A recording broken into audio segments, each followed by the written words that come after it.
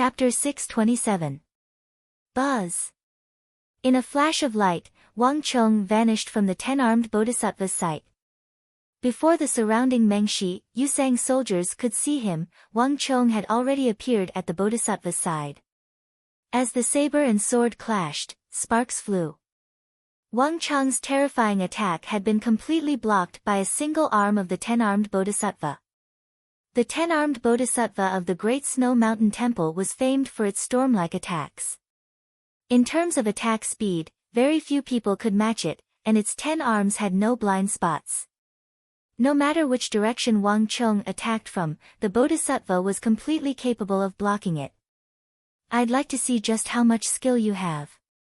Wang Chong's attack had thoroughly infuriated Longkinba. As the leader of the 5 tiger generals, Longkinba did not believe that he could lose to a youth of the Tang dynasty. Clang clang clang. The 4 sword-like arms of the bodhisattva began to spin like gears, emitting a shrill metallic clatter. Rumble. A moment later, Longkinba and Wang Chong vanished from everyone's sight, both of them moving at their maximum speed. The entire summit was filled with their afterimages. Boom. Boom. Boom. Shockwaves of energy exploded over the summit, filling the air with dust. Horse corpses, human corpses, and gravel were sent flying in every direction. This was the first time Longkinba had brought the bodhisattva of the Great Snow Mountain Temple to such a level. The 10 sword-like arms of the bodhisattva, combined with Longkinba's own strength, were like 5 or 6 imperial martial experts attacking Wang Chong at the same time. On the Uzun Plateau, Longkinba's offensive prowess was unparalleled. Not even Siren Xiangxiong or the experts of the other tribes could compare. But his opponent was Wang Chong. Longkinba's 10-armed bodhisattva was fast, but Wang Chong wasn't slow. Pushing the 6-armed art to its limits, it was like a person with 6 arms. The little yin-yang swords and Wuzi steel swords were also being used to their limits by Wang Chong. Although Wang Chong's 6 arms art was far inferior to Longkinba's 10-armed Bodhi tree, it was enough to contend with Longkinba. Boom! Boom! Boom! The 10 arms of the 10-armed bodhisattva were like 10 of the sharpest swords, and every single one of them was equivalent to a peerless expert. The 10 arms kept stabbing down, and the saber auras were like the horns of antelopes, leaving no traces behind as they slashed towards Wang Chong. The battle was nearing its end, and Mengshi Zhao and Uzun were on the verge of victory. Thus, even though pushing the 10-armed bodhisattva to its peak consumed a great deal of energy, and even though it would experience a period of weakness after the battle, Longkinba no longer cared. Wang Chong was at the top of Prime Minister's must-kill list. In truth, even Longkinba viewed him as a thorn in his side, a mortal malady to the Uzun Plateau. Although few outsiders knew of the plague outbreak on the Uzun Plateau, Longkinba did. No matter what, for the sake of the Uzun Empire, this sort of opponent, this sort of scheming, this sort of intelligence, this sort of skill, could not be allowed to return. Boom! Boom! Boom! The more Longkinba fought, the more shocked he became. This bewitching Tang dynasty youth was clearly in a state of madness and chaos, but the fighting strength he displayed was the complete opposite. Although he was in a state of madness, the fighting instincts Wang Chong displayed left even an expert like Longkinba feeling a chill. His speed was fast to the extreme, but every move was extremely refined, simple, quick, and effective. There was no superfluous technique in each move. Everything was for the sake of killing and wounding the enemy as quickly and efficiently as possible. Kill. Help General Long kill that brat. Go. Kill that brat and you'll be richly rewarded. Lord General has already held him down.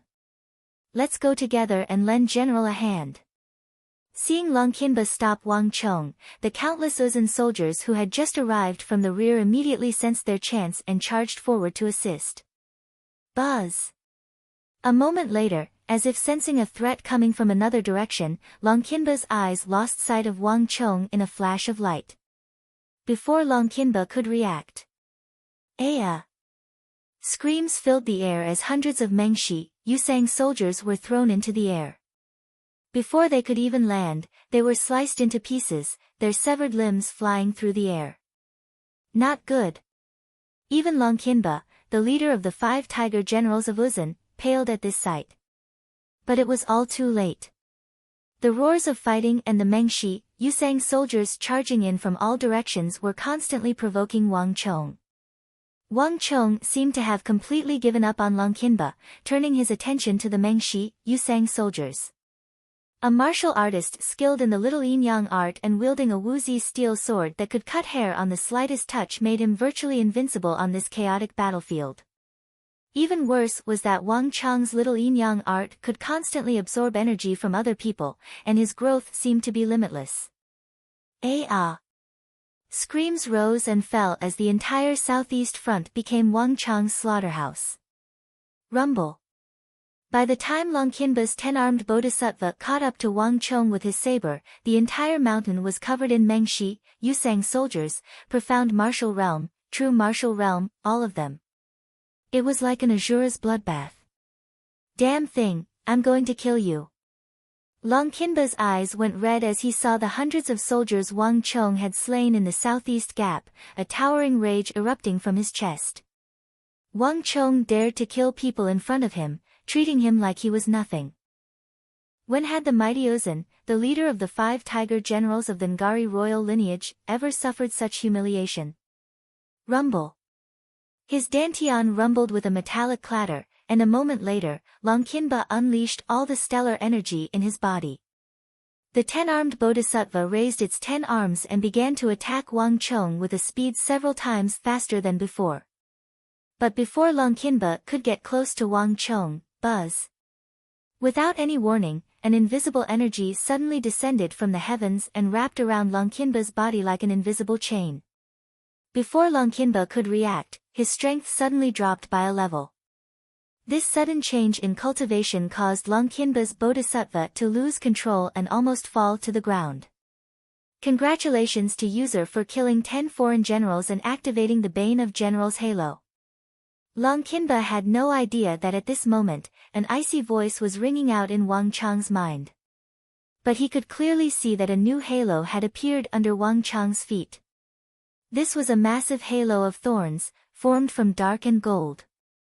Within this halo, light and shadow intersected, forming the vague images of sabers, spears, swords, halberds, axes, battle-axes, shields, all sorts of weapons. Rumble. In a flash, this mysterious halo had spread from Wang Chong's feet to the entire mountain. Looking down from the sky, one could see countless halos flickering in and out of existence.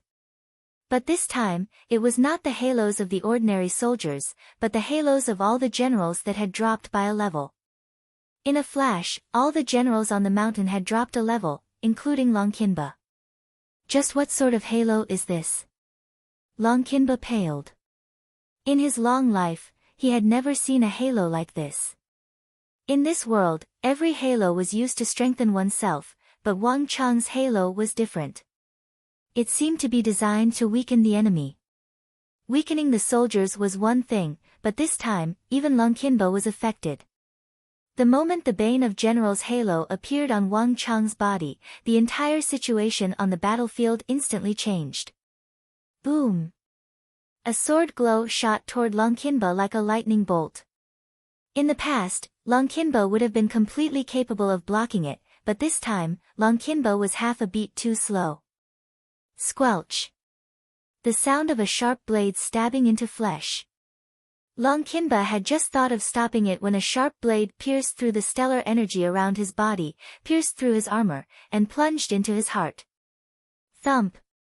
Longkinba's knees buckled as he clutched his sword with both hands and kneeled to the ground in disbelief. The energy in his body was being absorbed by that evil sword. It shouldn't be like this. Even in death, Longkinba didn't dare to believe that he had come to kill Wang Chong, but in the end, he would be killed by Wang Chong. A Bane of all Generals aura had completely disrupted his rhythm and led to his death. In a battle between experts, every second mattered. At Wang Chang's level and Long Qinba's level, the slightest difference in speed could result in death, much less a halo like the bane of generals that could weaken a general. The general is dead. When Long Qinba's knees buckled and his hands fell to the ground, he was like a boulder falling into water. The entire summit was thrown into an uproar, and the vast army was thrown into an uproar. Everyone was dumbstruck by this sight. Countless pairs of eyes stared at Long Qinba's kneeling corpse and that bewitching, crimson figure in front of him, their eyes suffused with deep fear. It was like they were not looking at a person, but some inhuman creature like a demon god. No one had expected Long Qinba to die. And to die in such a manner. Swish! The moment Long Qinba's head flew high into the air, a powerful wave of panic swept through the army. The Mengshi, Yusang army that had been charging forward without fear of death finally felt a deep fear. Wang Chong was like an unkillable monster. No matter how he fought, no matter how many people came, he would never lose, never tire. Fight! Fight! Fight! Kill! Kill! Kill! Wang Chong continued to fight on the summit, fighting wherever there were people. Wherever that bloody light passed, it left behind a trail of terrified corpses. 10, 100, 1,000, 10,000, the wretched howls only stimulated the killing intent in Wang Chang's heart. He was like a god of death wreaking havoc on the mountain. For a long, long time, it felt like countless eons had passed. All was quiet, the entire world seemingly plunged into a deathly stillness. Finally, the blood in Wang Chang's eyes began to fade, and he gradually regained some of his consciousness. At this moment, he could no longer sense anyone around him. At this moment, that frenzied energy in Wang Chang's body that had been burning like a flame finally began to fade. Wang Chong finally began to feel a deep exhaustion. Little brother, faintly, an anxious voice called out in his ear. The voice was very soft, and it was very far away. Chapter 628. Who was it? Who was calling out? In his daze, something seemed to be moving in front of him. Wang Chong instinctively slashed out with his sword. Clang! The sound of metal clashing reached his ears, shaking Wang Chang's chaotic mind like thunder. It also shook off the bloody world in Wang Chang's eyes. In his ears, the sound of metal clashing, the sound of warhorses, and the battle cries came again. When Wang Chong opened his eyes, he immediately saw an anxious and handsome young face. Big brother. Wang Chong stared at the anxious young man in front of him in disbelief. The anxious, concerned, and worried young man in front of Wang Chong was Wang Chang's big brother, Wang Fu. His face was pale and he looked very weak. It was also at this moment that Wang Chong noticed that the sword in his hand was fiercely clashing with the wood steel sword in his big brother's hand. The two of them were still locked in a state of battle. His big brother was covered in blood and seemed to be injured. Some of the sword marks seemed to be made from woozy steel. What is going on? Wang Chang's mind was in a state of shock. He only remembered charging towards the southeast defense line. He could not remember anything else. What was going on? Little brother, how are you? Wang Fu's voice pulled Wang Chong back to reality. Although he looked calm on the surface, deep anxiety and worry could be seen in the depths of Wang Fu's eyes. I'm fine. Wang Chong panted heavily. Do you remember what just happened? Wang Fu cautiously asked. Wang Chong shook his head. He only remembered charging at Duangachuan and breaking the gap. He could not remember anything else.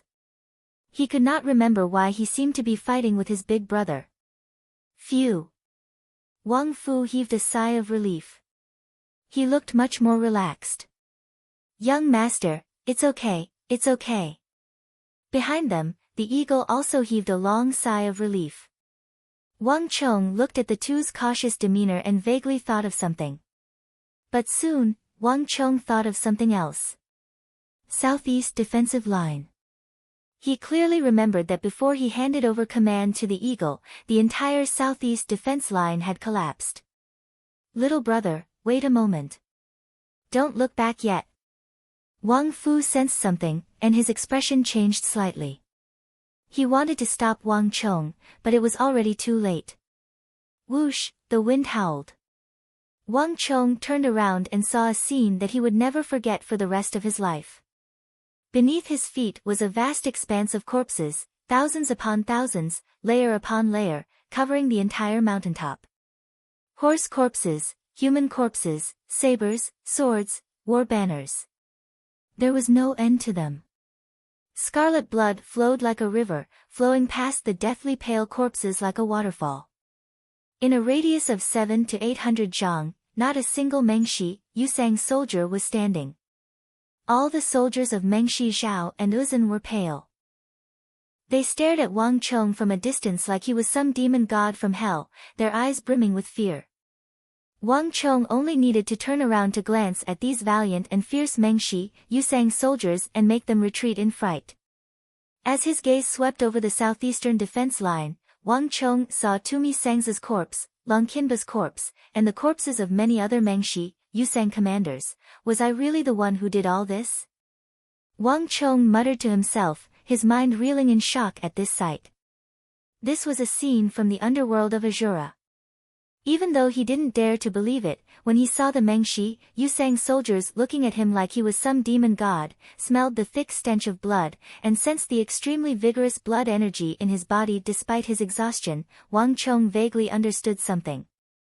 "Little brother, don't think too much. This is a war." Wang Fu, dressed in martial attire, walked up from behind him.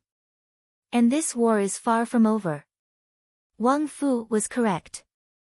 Although Wang Chong had single-handedly reversed the tide and saved the southeastern defense line, driving back the tide of Mengshi, Yusang soldiers, this war was far from over. Of the 8 defense lines of the Myriad Stars formation, Wang Chong had only saved the southeastern defense line, changing part of it. And although he had killed tens of thousands of Mengshi, Yusang soldiers in his frenzied state, compared to the remaining 200,000 Mengshi, Yusang soldiers, the 10,000 Wang Chong had killed was nothing. The southwestern defense line, the northwestern defense line, the northeastern defense line, the northern defense line, the western defense line, the southern defense line, these areas were still engaged in fierce fighting. On the massive mountain, Wang Yan's mighty miracle god and Huishu Wuzong's Vairocana Buddha were still locked in battle, and so were Xian Yuzhongtong's Vajra god and Duangechuan's two-headed, four-armed demon god of darkness. Wang Chong had driven back the Mengshi, Yusang soldiers from the southeast, but he had also driven them back to the defense line. Good news. Huang Fu's Weibo has been opened. If there's anything you want to know, you can find me there. You're welcome to follow me. Carrot, little brother, everyone still needs you. The Tang dynasty still needs you. Wang Fu looked at Wang Chong, his eyes shining with deep anticipation. He had just woken up from his coma. To tell the truth, the fact that Wang Chong had been able to lead the army to this point and hold out for so long had left him very, very shocked. Although they were blood brothers of the same father and mother, Wang Fu had never known that this mischievous third brother of his was hiding such a powerful talent for war. In terms of skill in the art of war, there was no question that his little brother, Wang Chong, was far superior to him. At a time like this, only his little brother could lead them out of this predicament. "Little brother, whether we fight or retreat, I will support you. Losing a battle is not the fault of a soldier. It's already quite impressive that we've been able to last this long. After all, Mengshi Zhao and Uzun have far too many people." Wang Fu said. The battle was not over, nor had it reached the worst stage. Thus, whether the Annam Protectorate wanted to preserve its strength and retreat or choose to continue fighting, there was still time. Wang Fu decided to leave the decision to his little brother, Wang Chong. "I won't retreat. I will not retreat from this battle." Wang Chong interrupted Wang Fu before he could finish speaking. The southeastern defense line had not been broken. If it was temporarily preserved, there was still a chance. Kang! Wang Chong unsheathed his long sword. Without another word, he quickly walked towards the top of the mountain. The eagle, follow me. In his mind, the Stone of Destiny's warnings rang out continuously. The Annam Protectorate's numbers were at an extremely dangerous level. If they continued to drop, Wang Chong could be obliterated at any moment. But Wang Chong would never allow himself to retreat. The Annam Protectorate had no path of retreat. The Tang dynasty also had no path of retreat. As long as the Annam Protectorate retreated one step, it would fall like dominoes, leaving behind a crumbling central plains. One step back, one step back. When the time came, it would no longer be a matter of the Annam Protectorate's legacy, nor would it be a matter of the Southwest. Not even his big brother Wang Fu knew that no one on this mountain, including his big brother Wang Fu, had a path of retreat. And in Wang Chong's view, this war was far from a lost cause. There was still a chance to turn things around. Whoosh! The black banner fluttered in the wind. On the summit, that tall banner had long ago been cut in half, the cut left behind by Uzun's scimitar. But this flag that represented the Great Tang, the Annam Protectorate, had been forcibly replanted on the summit of the mountain after only half of it had been cut. The sky was overcast, and as Wang Chong looked down from the summit, he could see corpses piled up on the mountain. The Mengshi Yusang soldiers were fighting in various places. The eastern front that had collapsed had been patched up at some point. Big brother. He had no idea what had just happened, much less when the eastern front had been patched up. But when he saw those familiar formations, Wang Chong understood everything. There was no question that his big brother had appeared at the crucial moment, leading the army to patch up the eastern gap. Axemen, retreat. Shield soldiers, advance. Pass on my order to the western front. General Zhang, lead the spearmen and charge to the southwest. Pass on my order to the northern front. The second and third formations, 30 paces to the left, are to cut off the Uzun cavalry and the Mengshi Zhao cavalry. Pass on my order to all cavalry to immediately retreat to the summit and await further orders. Pass on my order. The archers are to collect arrows and think of a way to create a final volley of arrows. Pass on my order to the smiths of the army to gather at the summit and think of a way to forge a volley of ballistae. No inscriptions are required. Pass on my order to Sun Luyue, Luoji, Zhao Wujiang, and Lin Wushou, Generals Sun Luyue, Luoji, and Zhao Wujiang, and Lin Wushou, to hand over command to their deputies. Finish the battle with the enemy and think of a way to deal with the giant elephant corps on the southern front. The 5th and 6th formations, move to the southeast. The 14th and 17th formations, move to the northwest. The 23rd and 26th formations, move to the northeast. The Myriad Stars formation, pull back. Wang Chong stood under the flagpole and issued a series of orders one after another. After the gap in the southeast defense line and the eastern defense line were blocked, the danger faced by the Annam Protectorate and the Myriad Stars formation was greatly reduced. Although Duangechuan's fatal blow had caused the inexperienced Myriad Stars formation to collapse and a large number of Annam Protectorate soldiers to die, it had also caused a large amount of empty space on the summit, giving Wang Chong another chance to activate the Myriad Stars formation. Buzz! A series of orders were passed down one after another. When Wang Chong's orders were passed down, the entire Annam Protectorate seemed to have found its backbone and calmed down once again. When Wang Chong chose to retreat, shrink the defense line, and gather at the summit, the originally stagnant Myriad Stars formation, after shrinking several times in size, actually began to move slowly again. And the more it moved, the faster it moved. Damn it! How is this possible? At the bottom of the mountain, Daluan Ruozhen's expression changed when he saw this. Duangechuan was the Irai general, and his position was no lower than that of Huishu Wuzong. Huishu Wuzong had no jurisdiction over him at all. Naturally, he could not restrict or predict his actions. To be honest, even Daluan Ruozan was quite surprised when the Arai general suddenly launched a thunderous attack after holding back for so long. But he had to admit that his actions were quite effective. Now that Wang Chang's myriad stars formation had finally collapsed, there was no way Daluan Ruozan would allow Wang Chong to activate the myriad stars formation again. Having seen the damage of the myriad stars formation, Daluan Ruozan knew very well what it meant for Mengshi Zhao and Uzan. Chapter 629. Pass on my order. No matter the cost, we must press forward. Send in the executioners and supervisors as well. No matter the cost, we can't let that fellow activate the formation again. At the end, Daluan Ruozan was almost roaring with anxiety. Daluan Ruozan had always been known for his elegance, and composure. He couldn't remember how long it had been since he had been forced into such a state. But at this crucial moment, when facing an opponent like Wang Chong, he couldn't help but worry. Against an opponent of Wang Chang's level, the slightest mistake could result in a complete reversal of the situation.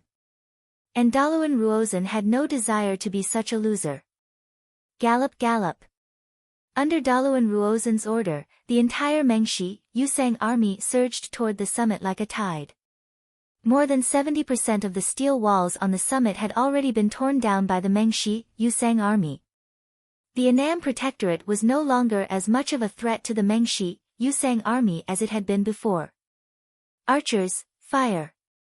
No matter how unwilling Daluan Ruozan and Jelifeng's forces were, no matter how unwilling they were, the archers on the summit, picking up the arrows and adding on the volley of arrows forged by the craftsmen led by Zhang Shouji, these archers that Wang Chong had stubbornly guarded at the heart of the mountain had played their final and most crucial role. Thwish thwish thwish. As the dense rain of arrows fell from the sky, landing on the crucial points of the Mengshi Zhao and Yusang armies to the southeast, they began to fall like dominoes. This little bit of chaos became widespread chaos, ultimately becoming a localized chaos. In the end, the rhythm of the Mengshi, Yusang assault was completely disrupted. And the Annam Protectorate now had its most crucial opportunity. Boom! The entire mountaintop shook. The Annam Protectorate's myriad stars formation, which had shrunk a lot, was activated again. Although the scale had shrunk a lot, it matched the unique narrow space of the mountain peak, causing this famous killing formation to once again unleash its terrifying power. Countless Mengshi, Yusang soldiers fell, and Mengshi Zhao and Uzan suffered several times the casualties of the Tang dynasty. In Wang Chang's mind, the constant warnings from the Stone of Destiny gradually weakened, and the frequency of its appearance was no longer as high. However, the Annam Protectorate's situation was still far from being resolved. Young master, are we really not retreating? On top of the mountain, the eagle was anxious. The Annam Protectorate had once more displayed its formidable fighting power. For every Annam Protectorate soldier killed, 7 to 8 Mengshi, Yusang soldiers were buried with him. If this situation continued, the best-case scenario was that both sides would suffer heavy losses. The Mengshi, Yusang army would suffer heavy losses, but the Annam Protectorate would also fight to the last man. The eagle himself was not afraid of death. Even if he died here with the tens of thousands of Annam Protectorate soldiers, the eagle would have no regrets. But Wang Chong could not die here. Wang Chong possessed a talent for command that far surpassed all other generals, and this War of the Southwest was the best opportunity for him to make a name for himself. Wang Chong had already amply displayed his abilities to the famed generals of the Southwest like Daluan Ruozan and Huishu Wuzong. To use 100,000 soldiers to fight against 500,000 soldiers of the Mengshi, Yusang army, with several 100,000 of them composed of the strongest cavalry of all soldiers. Not even Daluan Ruozan could do this. Purely in terms of the art of war, not even Daluan Ruozan could compare to him. In the future, given his talent, Wang Chong would assuredly become the hope of the entire Tang dynasty and a general that would shock the world. No matter what, he should not die here. The eagle's head was slightly lowered, his eyes flashing. One of his hands was hidden in his sleeve, brimming with energy. Wang Chong's mind was not on him at all. The eagle was thinking that if the situation went awry and Wang Chong was unwilling to leave, he could knock Wang Chong unconscious and drag him away. We still haven't lost, we still haven't lost. Uzun and Meng Shizhao haven't won. We still have a chance. A voice suddenly rang out in his ear. The eagle lowered his head and saw Wang Chong seated cross-legged at the base of the banner, his face filled with astonishment. Young master, what did you say? At this point in the battle, not even the eagle knew how the Annam Protectorate could win. All its cards had been used, all its trump cards used. Everything was laid out in the open, and the eagle truly could not see where the Annam Protectorate could win. But Wang Chong never panicked, especially at a crucial moment like this.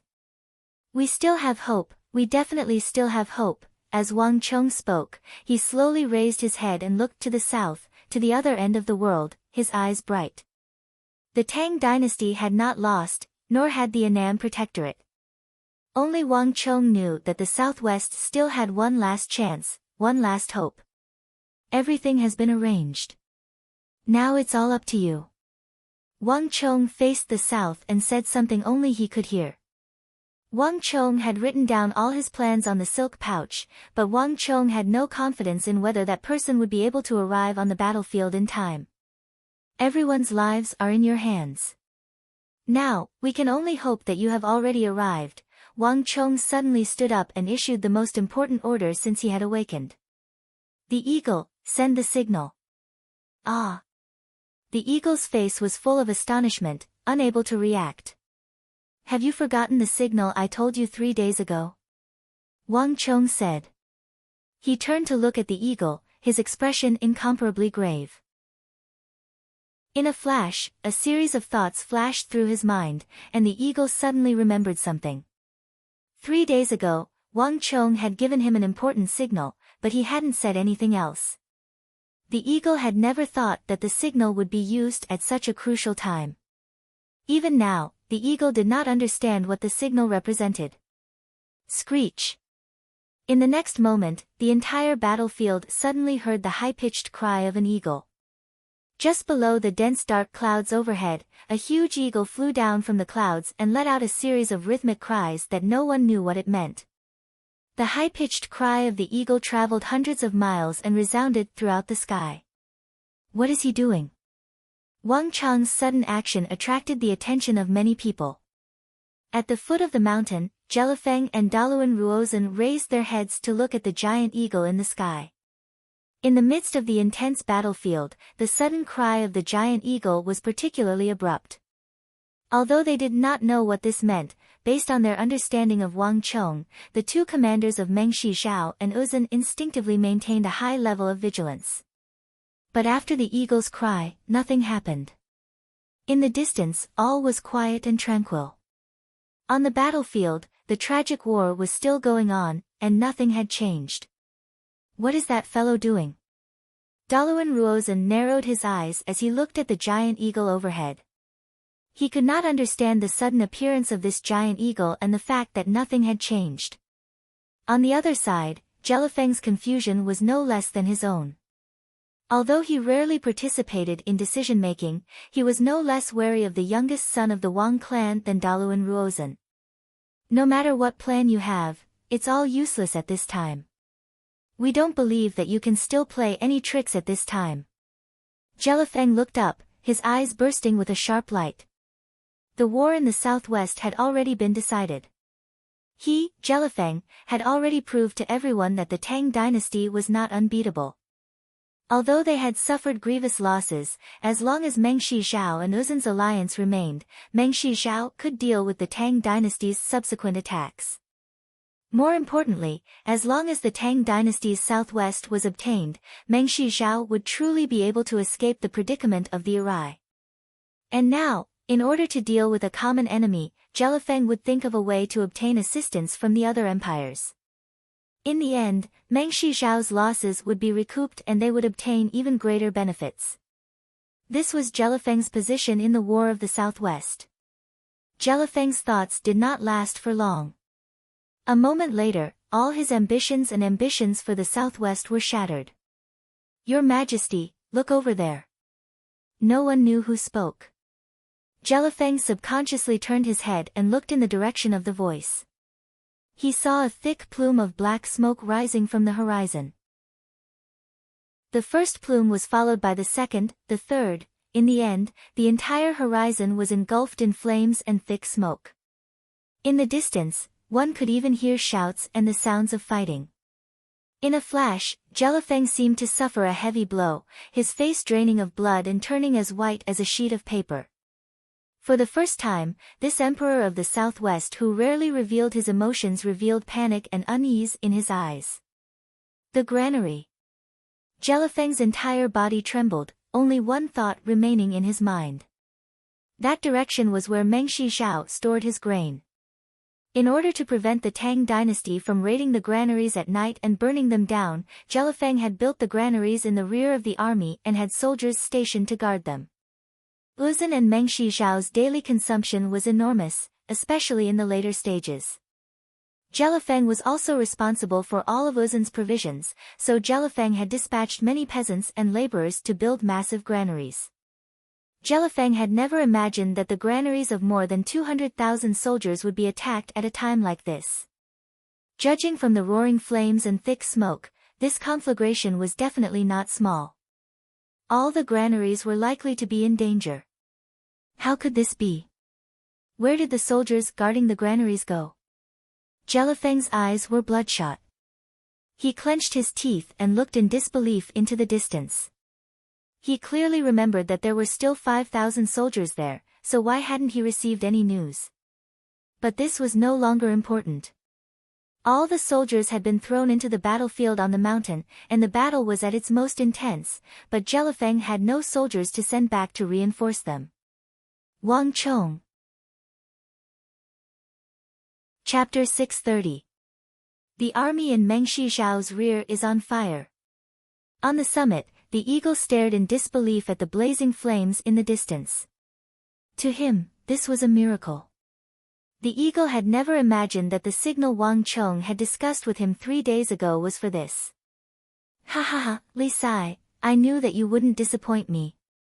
Wang Chong heartily laughed as he looked into the distance, his eyes bright and the dark clouds on his brow swept away. The most crucial moment of the war had finally arrived. After completing his mission of spreading the sheep plague on the plateau, Li Sai had followed the final order in Wang Chong's silk pouch and hurried to the southwest. Before departing from the capital, Wang Chong had already made his plans. The Tang dynasty would find it very difficult to win this war, and this was their last and only chance to defeat the Mengshi, Yusang army. The Uzun plateau was already rife with the plague, the corpses of cattle and sheep covering the ground. And now, the granaries of Meng Shizhao's army had been successfully burned down. With the provisions of the Mengshi, Yusang alliance burned, there was no longer any path of retreat. Even if Daluan Ruozan and Hushu Wuzong were willing to let the Uzun army use Meng Shizhao's provisions, it would be useless. Because there was nothing left. Grain. Could. Use. Have. Jellyfang, it's up to you to choose. Wang Chong looked down the mountain at the figure exuding the aura of an emperor, his eyes shining brightly. Bastard!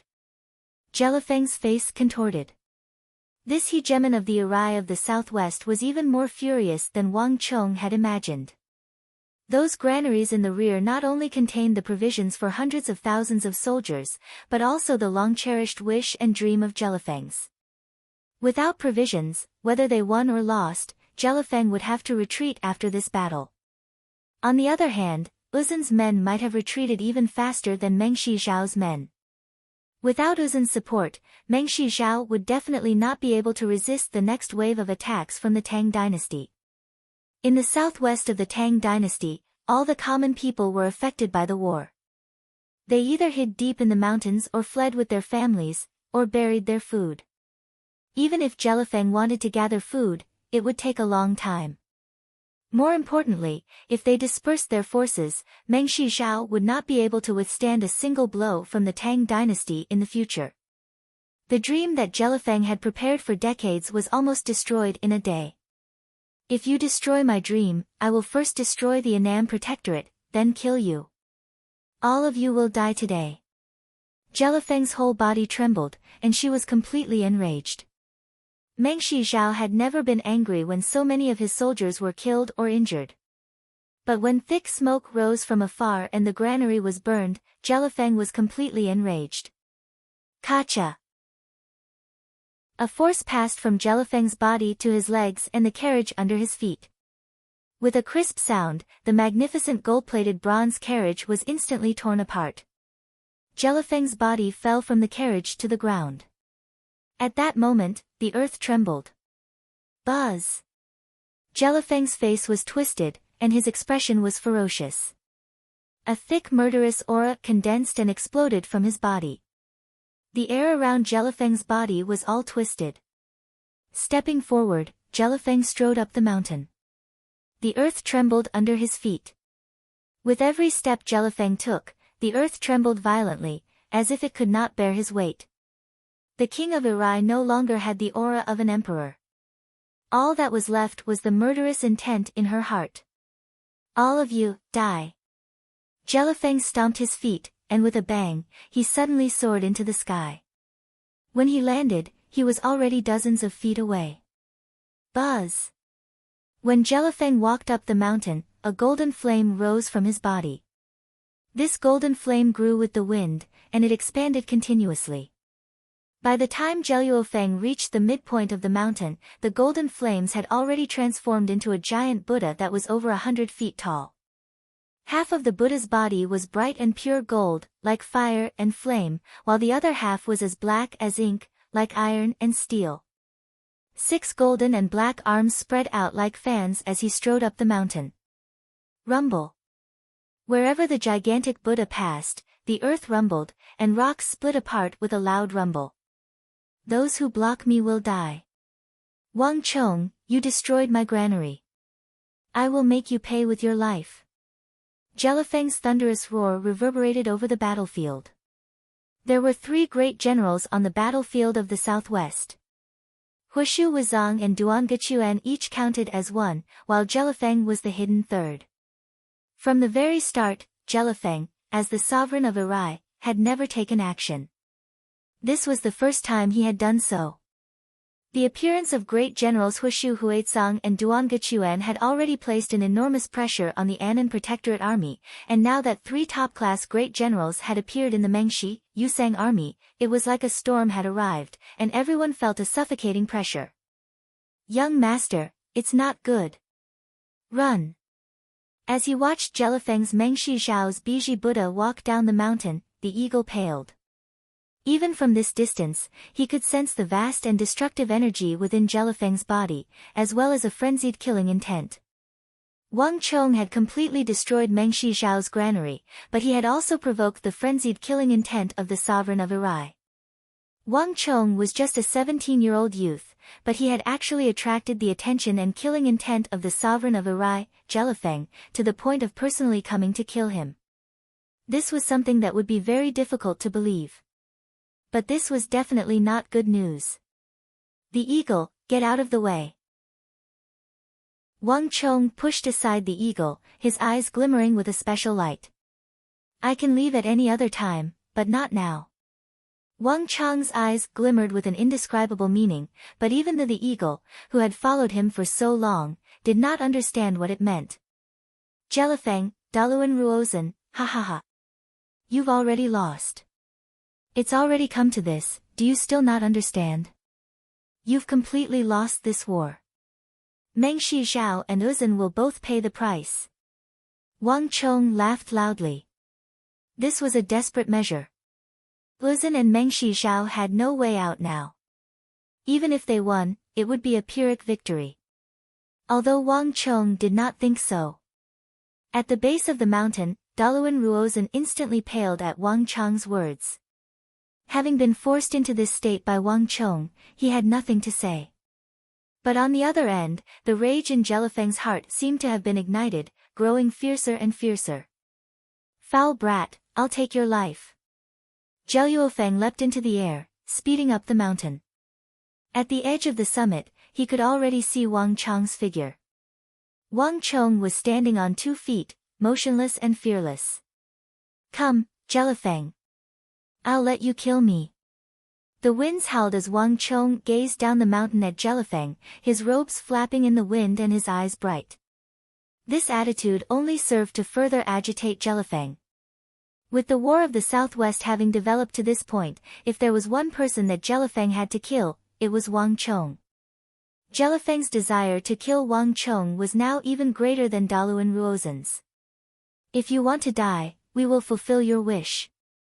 Jellyfang gazed at the summit. The only person left in his eyes was Wang Chong, the main culprit of all this. He was completely unaware that while his attention was focused on Wang Chong, two eyes had already fallen upon him. Bang! Jellyfang stomped on the ground. The enormous Biji Buddha spread its 6 arms and soared into the air, charging up the mountain. Not good. Your Majesty, watch out. Suddenly, 2 anxious shouts came from his left and right. Even Jellyfang was taken aback by this sudden development. More importantly, Jellyfang could clearly tell that these were the voices of Hushu Wuzong and Duangachuan. What's going on here? In that moment, Jellyfang's mind was in chaos. Your Majesty, get out of the way. Jellyfang had never heard Duangachuan so panicked and heart-wrenching. And wasn't Jellyfang fighting with Xianyu Zhongtong? Wasn't Hushu Wuzong also fighting with Wang Yan? Just what was going on here? Boom! Boom! Before Jellyfang could react, 2 explosions rang out in the time it took for a spark to fly off a flint. At the same time, 2 terrifying chis rapidly approached her. Not good. No matter how slow Jellyfang was, she could tell that something had happened. Alas, it was too late. Wang Yan and Xianyu Zhongtong had been waiting for this moment for far too long. Jellyfang, I've been waiting for you for a long time. Hand over your life. You're finally here. The earth rumbled and the mountains swayed. Under the horrified gazes of countless people, a scene that no one had expected happened on the battlefield. Jellyfang was so furious that she did not notice that when Wang Chong appeared at the top of the mountain, he had already been lured to the area between Xianyu Zhongtong and Wang Yan. This was the final battle. Throughout the entire process, Wang Yan and Xianyu Zhongtong had been fighting against Hushu Wuzong and Duangachuan. The 2 of them did not reveal any flaws. Even Hushu Wuzong and Duangachuan did not notice any signs. However, when Jellyfang walked between the 2 of them, Xianyu Zhongtong and Wang Yan, who had been fighting fiercely, suddenly gave up on their opponents at the same time. As if they had planned this for a long time, they pounced on Jellyfang. Giant Spirit Strike. Sky God's Fury. Wang. The battlefield was in an uproar.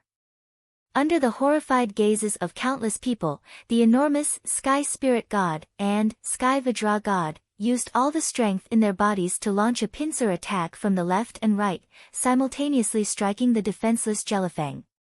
One-on-one, Jellyfang did not fear them at all. However, when Wang Yan and Xianyu Zhongtong joined forces, even Jellyfang was no match for them. Ah! Jellyfang let out an earth-shattering scream. Under the horrified gazes of Duangachuan, Hushu Wuzong, and all the other Mengshi Zhao soldiers, the Mengshi Zhao incarnation of Jellyfang violently exploded. The flames dissipated, and Jellyfang's body appeared in midair. It was tumbling down the mountain from the massive shockwave. Pooh! Before Jellyfang's body even landed, her eyes were already tightly shut. Her face was pale, and she suddenly spat out a mouthful of blood. Your Majesty. Not good. Something has happened to His Majesty.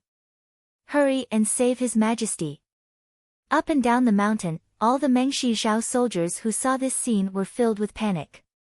Jellyfang was the ruler of the entire Mengshi Zhao, and he was also the ruler of the entire Irai 6 Zhao. In the entire Mengshi Zhao Empire, he had a supreme status and enormous rallying power. As long as he said the word, countless people would be willing to die for him. No one had expected that something would happen to Jellyfang at this time. Imperial Father. Chapter 631. Fenjie had always felt a deep reverence for his father, treating him as his life's goal and model. No matter what, nothing could happen to his father. Your Majesty. At this moment, Duan Gechuan was even more panicked and terrified than Fenjie. As Meng Shizhao's only great general, Duan Gechuan had a composed and shrewd personality, rarely revealing his true abilities. But Jelifeng's heavy injury had caused the awry great general of Meng Shizhao to reveal a completely different side: panic, anxiety, and fear. At this moment, Duan Gechuan had none of his previous composure. Your Majesty, we still haven't begun our grand hegemony. Nothing can happen to you. Duan Gechuan was about to go crazy. Jelifeng and Duan Gechuan were lord and minister, but only Duan Gechuan knew that they were also friends, brothers, companions who had walked the same path, supported each other, and shared the same dream. To bring Meng Shizhao's tiny kingdom out of Meng Shizhao and dominate the world, this had always been a dream that Jelifeng and Duan Gechuan had persisted in for decades. Your Majesty, no matter what, nothing can happen to you. Duan Gechuan's heart was burning with anxiety and a deep rage. Wang Yan, Xianyu Zhongtong, I want your lives. Boom! Xianyu Zhongtong and Duan Gechuan's palms clashed and were sent flying. On the other side, Wang Yan had also been injured by Hushu Wuzong. But it was all too late. With the war in the southwest having developed to this point, Wang Chang's difficult plans had already been realized. On the summit, the Meng Shizhao soldiers were in chaos, and under the charge of more than 100,000 Meng Shizhao soldiers, all the Ozan soldiers were routed. To shoot a man, first shoot the horse. To capture the bandits, first capture the king. Jelifeng's fall was a devastating blow to the Mengshi Yusang army. Kill! Kill! Almost at the same time that Jelifeng fell, suddenly, an earth-shattering battle cry came from the foot of the mountain. A troop of nearly 1,000 cavalrymen lined up in a long line, swinging their long swords that gleamed with a cold light as they charged over from the distant sky, stirring up clouds of yellow sand and dust. Although there weren't many of them, this group of nearly 1,000 cavalrymen had a thunderous momentum. Although there weren't even 1,000 of them, they exuded a horrifying aura like that of an army of thousands of men and horses. In front of everyone was a Fergana horse that was taller than a person. It had a large and robust physique, and it was carrying a muscular man who was more than 2 meters tall and exuded a wild aura like a giant. On the back of the muscular man was a huge sword that was even taller than a person. It was extremely eye-catching, and even from far away, one could feel a strong impact. Li Sai. Young master, it's Li Sai. On the summit, Eagle stood on his tiptoes, overjoyed at the sight of the nearly 1,000 cavalrymen rolling over. He had been with Li Sai for so long that he was extremely familiar with Li Sai and the large sword on his back. He really did make it. Wang Chong walked to the edge of the summit and looked into the distance, his eyes flashing with satisfaction. He had learned that Li Sai had arrived on the battlefield even before Eagle had. Although he was still far from reaching the heights of the future, in this battle, this future invincible great general of the Tang dynasty had truly not disappointed him. Rumble. The cavalry led by Li Sai arrived with incredible speed. By the time he and his cavalry appeared before everyone's eyes, they had already reached their maximum speed. And beneath Li Sai's feet was a unique storm halo that pushed the speed of the entire army to the limit. Rumble. The earth rumbled and the warhorses galloped. To Li Sai's cavalry, who had reached their maximum speed, this long distance was covered in only a few moments. When the cavalry charged at full speed and charged to the limit, that kind of speed was unimaginable to anyone. This was also the reason why cavalry were known as the kings of all soldiers. Rumble. Several li was covered in the blink of an eye. In a few short moments, Li Sai's cavalry had collided with the Mengshi Yusang vanguard. Aya! Screams shook the heavens, like a massive beast charging into a flock of sheep. No one could stop this charge of nearly 1,000 cavalry. Any Mengshi Yusang soldier that got close would be tossed into the air as if they were nothing. But before they could land on the ground, extremely fast saber energies flashed past, cleaving them into pieces and dropping them to the ground. In the War of the Southwest, an organized army equipped with Wuzi steel weapons was displaying its might for the first time. Aya! Countless screams could be heard as the nearly 1,000 cavalry led by Li Sai tore through the enemy like there was no one there. Those who block me will die. Kill! Li Sai's eyes glowed with a bloody light as he gripped the massive Wuzi steel sword that Wang Chong had personally forged in his hands. Man and horse became one as they charged through the vast Mengshi Yusang army. He had waited for this battle for a long time. He had also wanted to end the mission and return to the battlefield to help Wang Chong, who was in dire straits. But in the end, Li Sai had managed to restrain himself. Wang Chong had an entire plan for the southwest, and Wang Chong needed his help. His plan on the plateau was far more important than his slaughter on the battlefield. But now, Li Sai could finally completely release the rage and killing intent in his heart. Those who offend the Tang dynasty must be executed, no matter how far away they are. Li Sai's eyes were bloodshot as he let out an earth-shattering roar. He galloped up the mountain, leaving a trail of dust in his wake. Wherever he went, hundreds of Mengshi Yusang soldiers would scream as they were thrown into the air and then chopped into pieces by the chaotic saber energy. From the base of the mountain to the summit, this army of nearly 1,000 soldiers would quickly cleave the Mengshi Yusang army in two.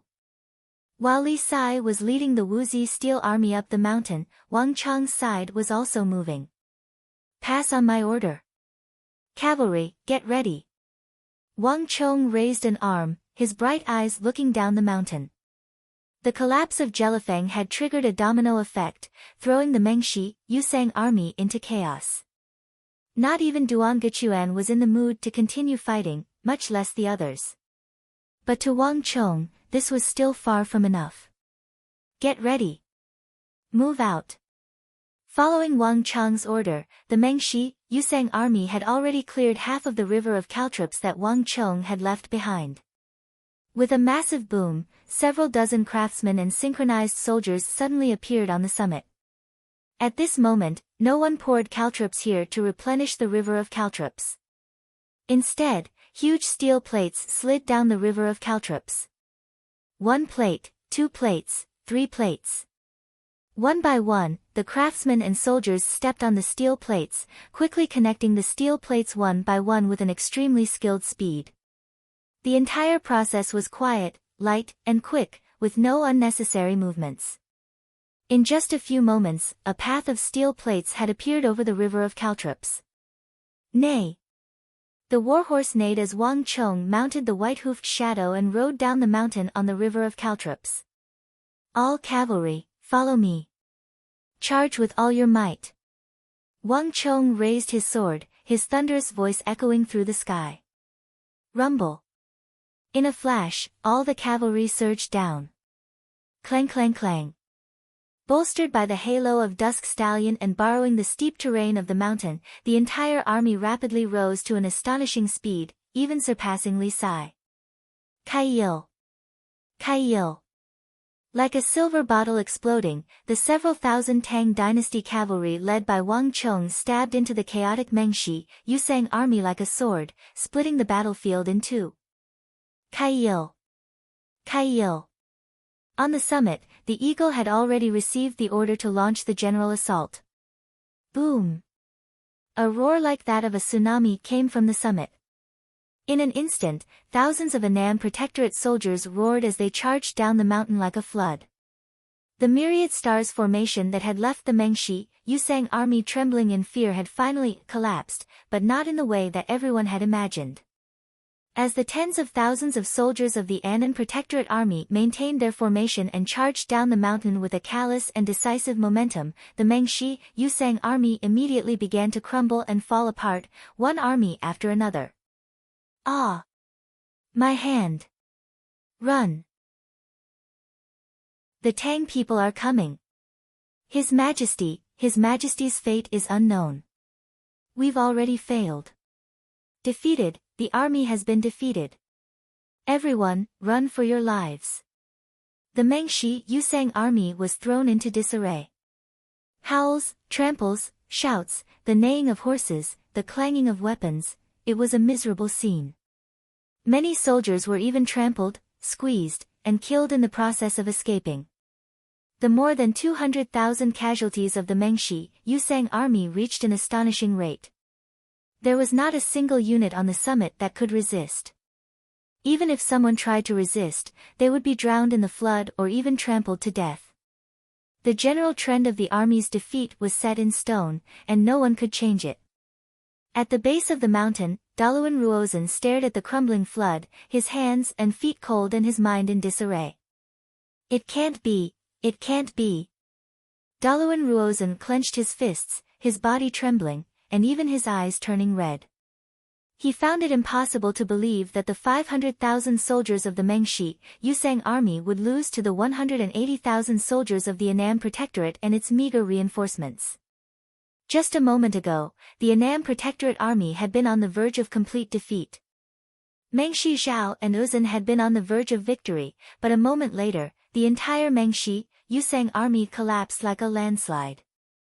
When the Annam Protectorate abandoned defense and turned from defense to offense, charging down the mountain like a flood, it was a one-sided slaughter. More than 200,000 cavalry, 30 years of accumulation, and more than a month of bitter fighting, in the end, it was all about to turn into bubbles. To Daluan Ruozan, this was not just a battle. It represented the entire grand strategy of the Uzan Empire, the ambition to use the southwest to pry open the Tang dynasty and the entire central plains. But in the end, this battle was about to be lost. Chapter 632. In his decades in the southwest, he had not lost to Zhangqiu Jianxiong, nor had he lost to Mengshi Zhao or Zhelifeng. But in the end, he had lost to a teenager from the Tang dynasty. His decades of scholarly fame had finally become a wedding gown for him. To Daluan Ruozan, this was completely unacceptable. No, there's still a chance, there's definitely a chance, Daluan Ruozan clenched his fists. Mengshi Zhao and Uzan had not lost yet. Although Zhelifeng had fallen, Mengshi Zhao and Uzan still had their soldiers. The allied army still far outnumbered the Tang dynasty. As long as they could gather the Mengshi Yusang army, no, the Mengshi Zhao army could no longer be gathered. Having lost Zhelifeng, Mengshi Zhao had no heart to continue fighting. But Uzan still had a chance. As long as they could gather the Uzan cavalry and stabilize order, at the same time drawing the Annam Protectorate down from the summit, the Mengshi Yusang army still had a chance to defeat the Annam Protectorate. Cavalry did not exceed 10,000, but more than 10,000 was impossible. Right now, the Uzan cavalry definitely still had more than 10,000. If they gathered together, as long as they were not on the mountain, they could still fight. All Uzan soldiers, hear my order and gather. Blow the horn. Daluan Ruozan urged his horse forward, attempting to restrain the disorderly army. As a people of the plateau, the Uzan were vicious and warlike. Compared to the Mengshi Zhao, they were much more orderly. In a few short moments, a large number of fleeing Uzan cavalry had gathered at Daluan Ruozan's side. Just when Daluan Ruozan was about to organize his army and launch a counterattack. But in the next moment, this dream was shattered. Kill! A sound like a landslide or a tsunami suddenly came from behind him, and the ground trembled. Daluan Ruozan turned around and saw a scene that made his blood run cold. It was an unforgettable scene. In the distance, a dense, endless army was swarming towards this place. In the army, the dragon flags that represented the Tang dynasty were especially eye-catching. The reinforcements of the Tang dynasty. A thought flashed through Daluan Ruozan's mind, and his blood froze. After such a long time, the reinforcements of the Tang dynasty finally arrived at this time. It's over. Daluan Ruozan was completely disheartened. On the summit, the Mengshi Yusang army was in complete disarray, the Annam Protectorate in hot pursuit. At the base of the mountain, reinforcements were arriving. Besieged both internally and externally, although Daluan Ruozan was extremely unwilling, at this time, he also understood that the situation was hopeless. Even if he wanted to regroup and fight again, it was too late. Retreat! Retreat! Daluan Ruozan gave a long, unwilling sigh as he finally gave the order to retreat. He had truly lost this battle. Uzan had also lost. For the first time, he had suffered a crushing defeat in the southwest of the Tang dynasty, tasting the greatest defeat of his life. Rumble. Daluan Ruozan's order had drawn away the last sliver of hope of Uzan and Mengshi Zhao. Now, the Mengshi, Yusang side no longer had any hope of reversing the tides of the War of the Southwest. Drip drip drip. All the Uzan cavalry followed Daluan Ruozan, mingling with the routed army as they fled into the distance. Behind them, the nearly 1,000 Wuzi steel soldiers of the Annam Protectorate and Li Sai were in hot pursuit. They didn't even dare to turn their heads, nor did they dare to attempt to defeat the Tang dynasty reinforcements on the distant plains. After continuously trying Mengshi Zhao's rice, these warriors of the plateau had already become extremely weak, their physical strength greatly diminished. They were no longer as fierce as they had been. Listen to Prime Minister's order. Retreat. Like a collapsing mountain, countless Tibetan reinforcements fled in panic. Behind him, wails and screams could be heard. With the momentum lost, no one could regain their initial bravery. Congratulations to user for killing 89622 Mengshi, Yusang soldiers. Congratulations to user for killing 98415 Mengshi, Yusang soldiers. Congratulations to user for killing 109477 Mengshi, Yusang soldiers. Congratulations to user for killing 121449 Mengshi, Yusang soldiers. A string of voices rang out in Wang Cheng's mind. At this point in the battle, there was no longer any need for Wang Cheng to give orders. On the entire battlefield, Uzan included, no one had the slightest desire to fight. All the Tang people needed to do was pursue and kill. Countless Mengshi, Yusang soldiers were felled. Wang Cheng's tactic of splitting up the cavalry had played an enormous role. Although they were fleeing, at least half of the soldiers had been unable to effectively escape due to the chaos on the front lines. In the end, they could only be harvested like straw. The entire battlefield was littered with corpses, and blood was like a river that floated on the ground. Corpses of the skyquaking giants, the Urai elephants, the warhorses, the Mengshi, Yusang army, and all sorts of shattered war machines, they were scattered everywhere. But at this moment, Wang Cheng was halfway up the mountain, his attention completely drawn to the distant reinforcements. Elder Yi, Elder Zhao, Elder Hu, Su Hanshan, Huang Qianer, Wang Cheng looked into the distance in shock. Although the vast army in the distance seemed very impressive, Wang Cheng could tell at a glance that this was no regular army. Besides the dragon banner representing the Tang dynasty, Wang Cheng also saw banners representing the various great clans, and even the banner of Wang Cheng's Kunwu training camp, Deflecting Blade Manor. Su Hanshan, Huang Qianer, Sun Jiming, Chen Burang, Su Gan, Fang Xianying, Zhao Hongyan, Bai Siling, Youngster Wei, many familiar faces appeared at the front of the army. Wang Cheng even saw another familiar face, Little Sister. Wang Cheng's eyes went wide as he stared in disbelief at that petite figure at the front of the army, wielding two massive golden hammers. Those massive hammers were even larger than her petite body. What's going on here? How could she be here? Wang Cheng didn't dare to believe that his little sister would come here at a time like this. Moreover, wasn't she on the Spirit Vein Mountain, under the control of his master, the evil emperor? How could she have come to such a dangerous battlefield? This is nonsense. Wang Cheng couldn't help but curse, his eyes widening. Although his little sister had been born with peerless strength, she was still young, and a dangerous place like the battlefield was no joke. Li Sai, take a few groups and follow me. Wang Cheng urged his white-hoofed shadow into the distance. The outcome of the War of the Southwest had already been decided, and no one could change the course of the war. Even Daluan Ruozan would be powerless to reverse the situation. As for striking while the iron was hot and pursuing the Mengshi, Yusang army, it was no longer important whether he alone could fight. Hear my order. Protect young master. A furious roar came from the mountain.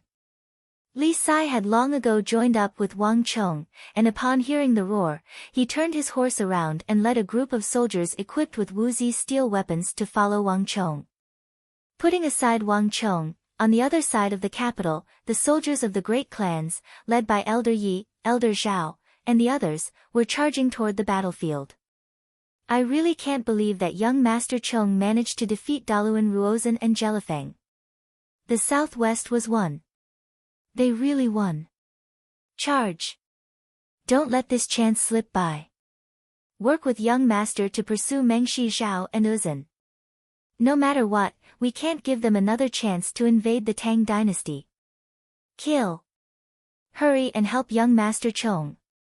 The sight of the crumbling Mengshi, Yusang army at the base of the mountain roused everyone's spirits. The Mengshi Yusang army was no weakling, especially Uzan's men. A single charge of hundreds of thousands of cavalry could wipe them out at any moment. Thus, before coming, they had discussed and considered how they should proceed in this battle, how they should choose the right moment, and how they should help Wang Chong and the Annam Protectorate. But no one had expected this to be the scene they saw when they arrived at the southwest battlefield. Wang Chong and the Annam Protectorate, with only several tens of thousands of soldiers, had actually managed to defeat Mengshi Zhao and Uzan, who outnumbered them by several times, and forced them to flee in disarray. By the time they arrived, the Southwest War had already concluded.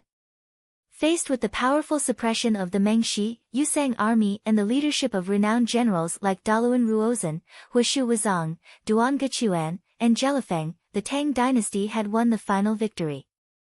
If they hadn't seen it with their own eyes, they would have never dared to believe it.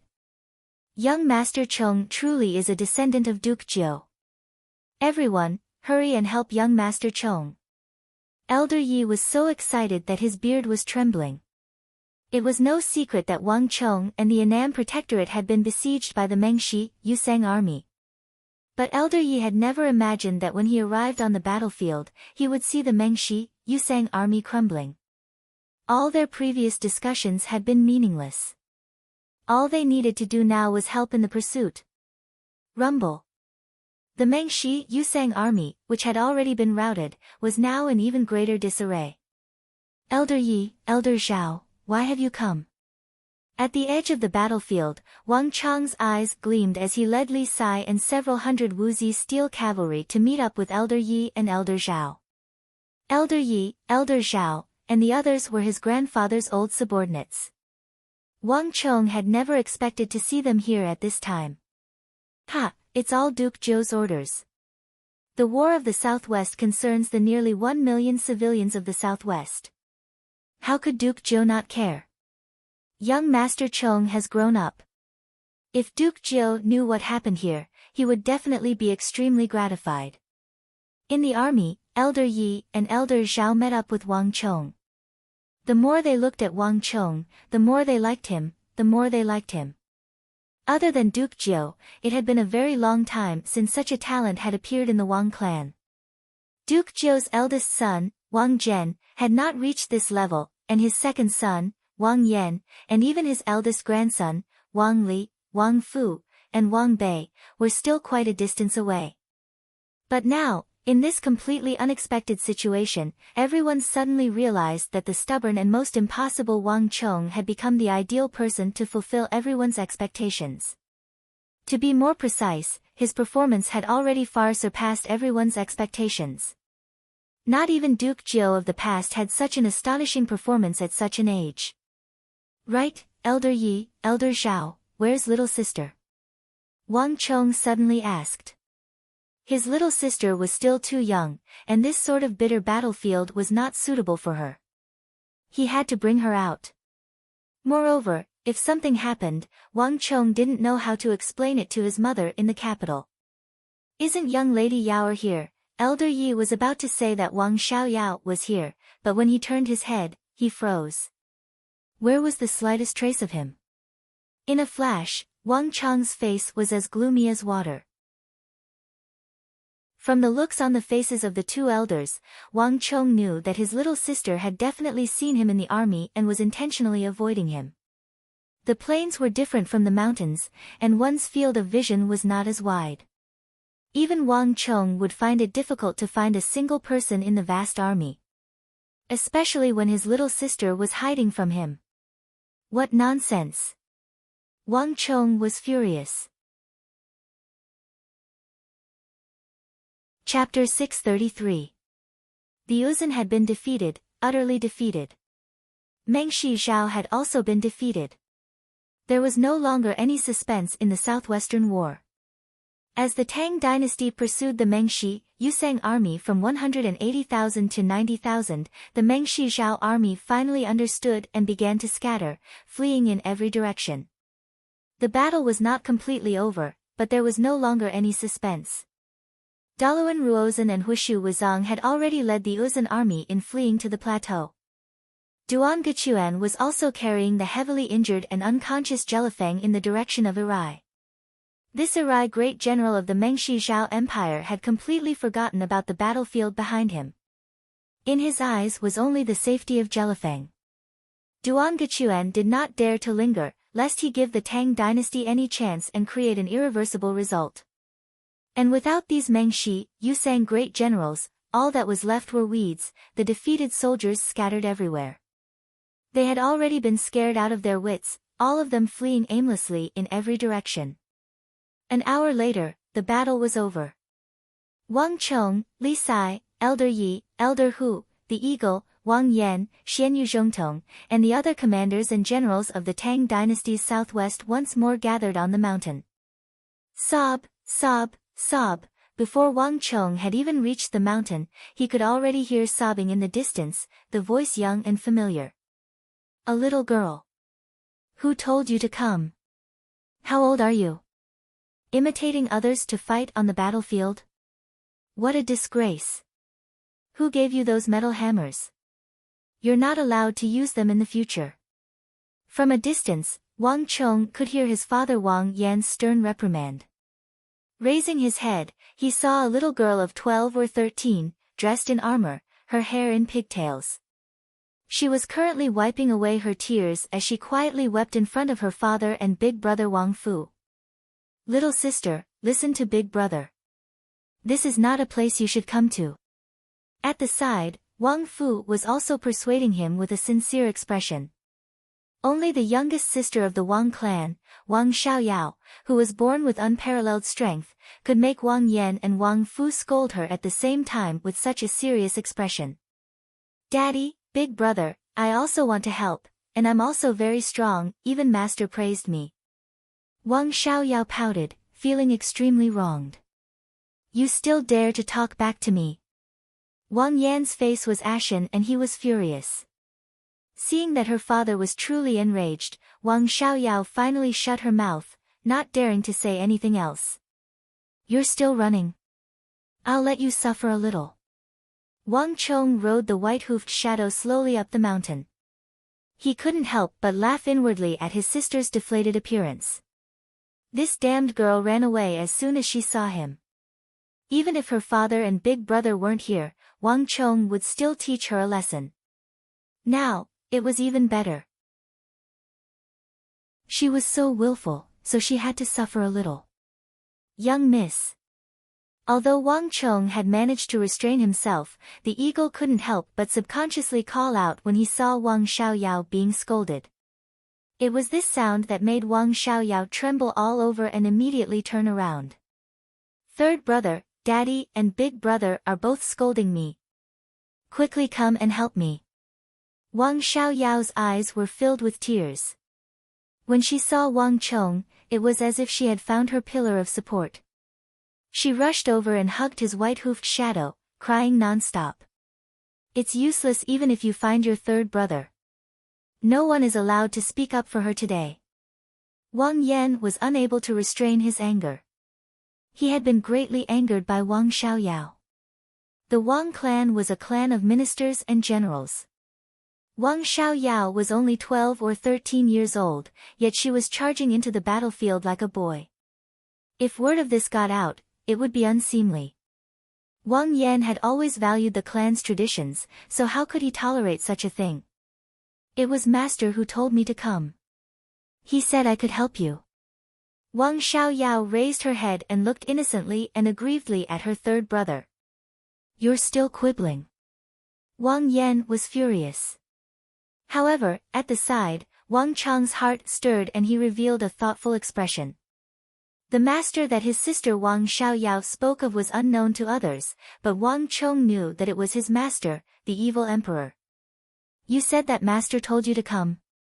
Wang Chong raised his eyebrows and looked at his little sister. Yes, otherwise, do you think he would have let me out? Wang Xiaoyao raised her head and said, her eyes filled with grievance. Wang Chong glanced at it, a pensive look in his mind. His little sister didn't look like she was lying. Moreover, with master's abilities, if he didn't want her to leave, she wouldn't be able to leave even if she overturned the heavens. Father, let's forget about this matter. Little sister is still young. I'll look after her in the future. Wang Chong turned his head and said to his father, Wang Yan. Speaking of which, it was strange. At the start, Wang Yan's face was ashen and he couldn't restrain his anger. However, the moment Wang Chong spoke, Wang Yan's expression changed and he actually listened. The anger that filled him actually dissipated by 70 to 80% in that instant. I'll let you off for now on account of your third brother. If there's a next time, I'll break your legs. Wang Yan's expression was as cold as frost. Hearing this, Wang Xiaoyao suddenly raised her head and looked at her third brother, Wang Chong, then at her father, Wang Yan. Her eyes were filled with shock. She didn't remember when her father had been so easy to talk to.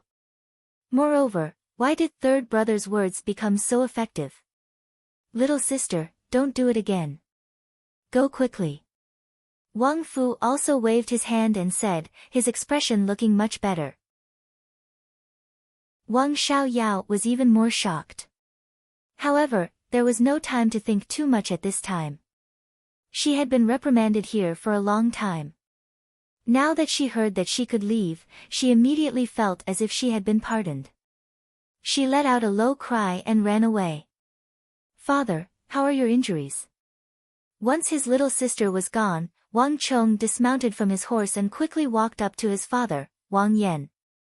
To shoot a person, first shoot the horse. To capture the bandits, first capture the ringleader. Although the ambush on Jelifeng had succeeded according to Wang Chang's plan, Wang Yan and Xian Yuzhongtong had not come without paying a price. Huishu Wuzong and Duan Gechuan had each landed a palm strike on them. Fortunately, we won the War of the Southwest. That's the most important thing. Wang Yan said. His face was a little pale, but his overall complexion was fine. The mighty miracle god array gathered everyone's strength, so when one was injured, a significant portion of the damage was transferred to the others. Thus, Wang Yan's injuries were not as serious as imagined. But a period of recuperation was unavoidable. Upon receiving this affirmation, Wang Chong breathed a long sigh of relief. The eagle. On the other side, Wang Yan's gaze shifted from Wang Chong to the eagle behind him. These words were so sudden that Wang Chong and the eagle were both flabbergasted. The eagle had been at Wang Chang's side for so long, but this was the first time Wang Yan had spoken to him of his own accord. Yes, master. After his initial shock, the eagle quickly stepped forward and respectfully bowed to Wang Chang's father, Wang Yan. You're skilled in raising eagles and sparrows to send messages, correct? Wang Yan solemnly asked. Yes, master. What orders does master have? The eagle deferentially said. The War of the Southwest is over. Meng Shizhao and Uzun have already lost. Without enough provisions, it will be very difficult for them to mount any sort of counterattack. The entire imperial court is still waiting for news from us. Send an eagle to send this news to the capital. Those officials should be getting impatient. Wang Yan sternly said. The surrounding crowd immediately understood. That was right. The War of the Southwest was the beginning of everything. This war had attracted the attention of countless people. At this special moment, a message that could calm the hearts of the people was far too important. This was especially true now that the borders of the Tang dynasty were filled with foreign countries that were beginning to grow restless, all of them coveting the Tang dynasty. At this time, victory in the southwest would have an enormous effect and would intimidate the ambitions of these foreign countries. Correct. We should spread this news as quickly as possible. Moreover, the king of Song has already led his army out of the capital. If he learns of this, he will definitely be extremely excited. In order to reinforce the southwest, the king of Song stood his ground against all opposition and took an enormous risk. This news is the best reward for him. Elder Yi and Elder Hu also came to their senses and echoed. The king of Song. The words of the two elders attracted everyone's attention. Even Wang Chong had a look of shock on his face. He had never heard Elder Yi or Elder Hu mention this before. Young Master Chong, the War of the Southwest has been going on for so long. You don't think that we are the reinforcements of the imperial court, do you? Elder Yi looked at Wang Chong and bitterly smiled. We received news from the capital that the southwest of the empire is in a perilous situation. We are only the vanguard. Because we are not a regular army, we won't be subject to many restrictions. Before coming, we had already discussed things with the king of Song. We will be the first to go to the southwest, and the king of Song will lead reinforcements to arrive later. Elder Yi and Elder Hu explained. The War of the Southwest involved 3 empires and nearly 1 million civilians. Countless eyes were focused on this place, both inside and outside the imperial court. How could there be no movement? I just didn't expect young Master Chong to be so formidable. Before we even arrived, he had already routed the Mengshi Yusang army. Elder Yi and Elder Hu bitterly smiled. Even now, the two of them still felt that this was inconceivable, like they were in a dream. The disparity in strength was so vast, and while facing opponents like Daluan Ruozhen and Huishu Wuzong, Wang Chong had still been able to so thoroughly rouse them. If they hadn't seen it with their own eyes, they would have never dared to believe it. Elder Yi and Elder Hu, you praise me too much. Wang Chong turned his head to look at the eagle. Did the eagle hear me? Yes, young master. The eagle nodded and quickly left. Walala. A few moments later, the flapping of wings came from the summit as carrier pigeons, eagles, and sparrows flew toward the capital, vanishing into the sky. This day was bound to shake the entire world. The war was over, but the affairs of the Southwest were far from over. Many soldiers had been dispatched to sweep up the Mengshi Yusang army, and there were many more matters in the southwest that Wang Chong and the others needed to discuss. The king of Song has not yet arrived. Before that, we still have to stand guard in the southwest to prevent Uzun and Mengshi Zhao from attacking us in their desperation. The Annam Protectorate has far fewer soldiers than it did before. Impossible. The Uzun Plateau is currently plagued by plague, and Mengshi Zhao's granaries have already been burned down by young master. Without enough provisions, how can they counterattack? Uzun still has a fighting chance, and don't forget that Daluan Ruozhen still has more than 10,000 cavalry. Cavalry can't exceed 10,000, and more than 10,000 is impossible. If we encounter them on flat ground, what will we use to fight them? Don't forget that Daluan Ruozhen is an individual on par with the tiger of the empire, Zhangqiu Jinqiong. Have you forgotten that there is still young master? Not even 500,000 soldiers of Daluan Ruozhen could defeat young master, much less now. Chapter 634. Although the war in the southwest had ended, maintaining the peace after the war was the most important thing. But when these last words were spoken, the summit fell silent. Everyone turned to Wang Chong. The chaos of the southwest still existed, as did the threat of Duangachuan and Daluan Ruozhen. If there was one person who could stabilize the southwest, pacify the hearts of the people, and at the same time intimidate the ambitions of Uzun and Meng Shizhao, this person was not Wang Yan, nor was it Xian Yuzhongtong, but the 17-year-old Wang Chong. Not even Wang Chong or Xian Yuzhongtong could deny this. Generals, you are too kind. Wang Chong's eyes widened. He had been listening to their discussion from the outside, and he had not expected that the flames of war would burn him. But all of you, be at ease. Before His Highness the King of Song arrives, I will not leave this place. Seeing the expectant gazes of the crowd, Wang Chong suddenly realized that he had unwittingly gained such an important position in their hearts. Everyone was treating him as the pillar that stabilized the southwest. Wonderful, with young master here, the crowd rejoiced at Wang Chong's words, and one of the generals couldn't help but shout in excitement. Buzz! Wang Chong opened his mouth and was just about to say something when Wang Chong's eyes widened and an unprecedented sense of extreme danger surged in his heart. This sense of danger was so intense that Wang Chong felt his scalp go numb and goosebumps rise all over his body. It felt like he had fallen from a scorching summer day into an icehouse. What is this? Wang Chong was stunned. At that moment, he could smell the thick stench of death. Not even in the entire War of the Southwest had he felt such a terrifying pressure. Buzz! This thought had just run through Wang Chong's mind, and the southwestern generals before him still had the same expression on their faces, not having noticed anything.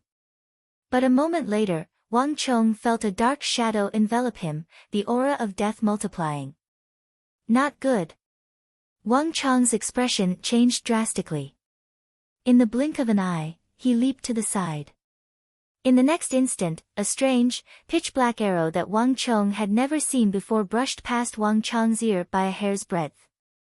At that moment, Wang Chong had never felt so close to death. Boom! A huge shockwave traveled into his ears, and in that instant, time seemed to have stopped.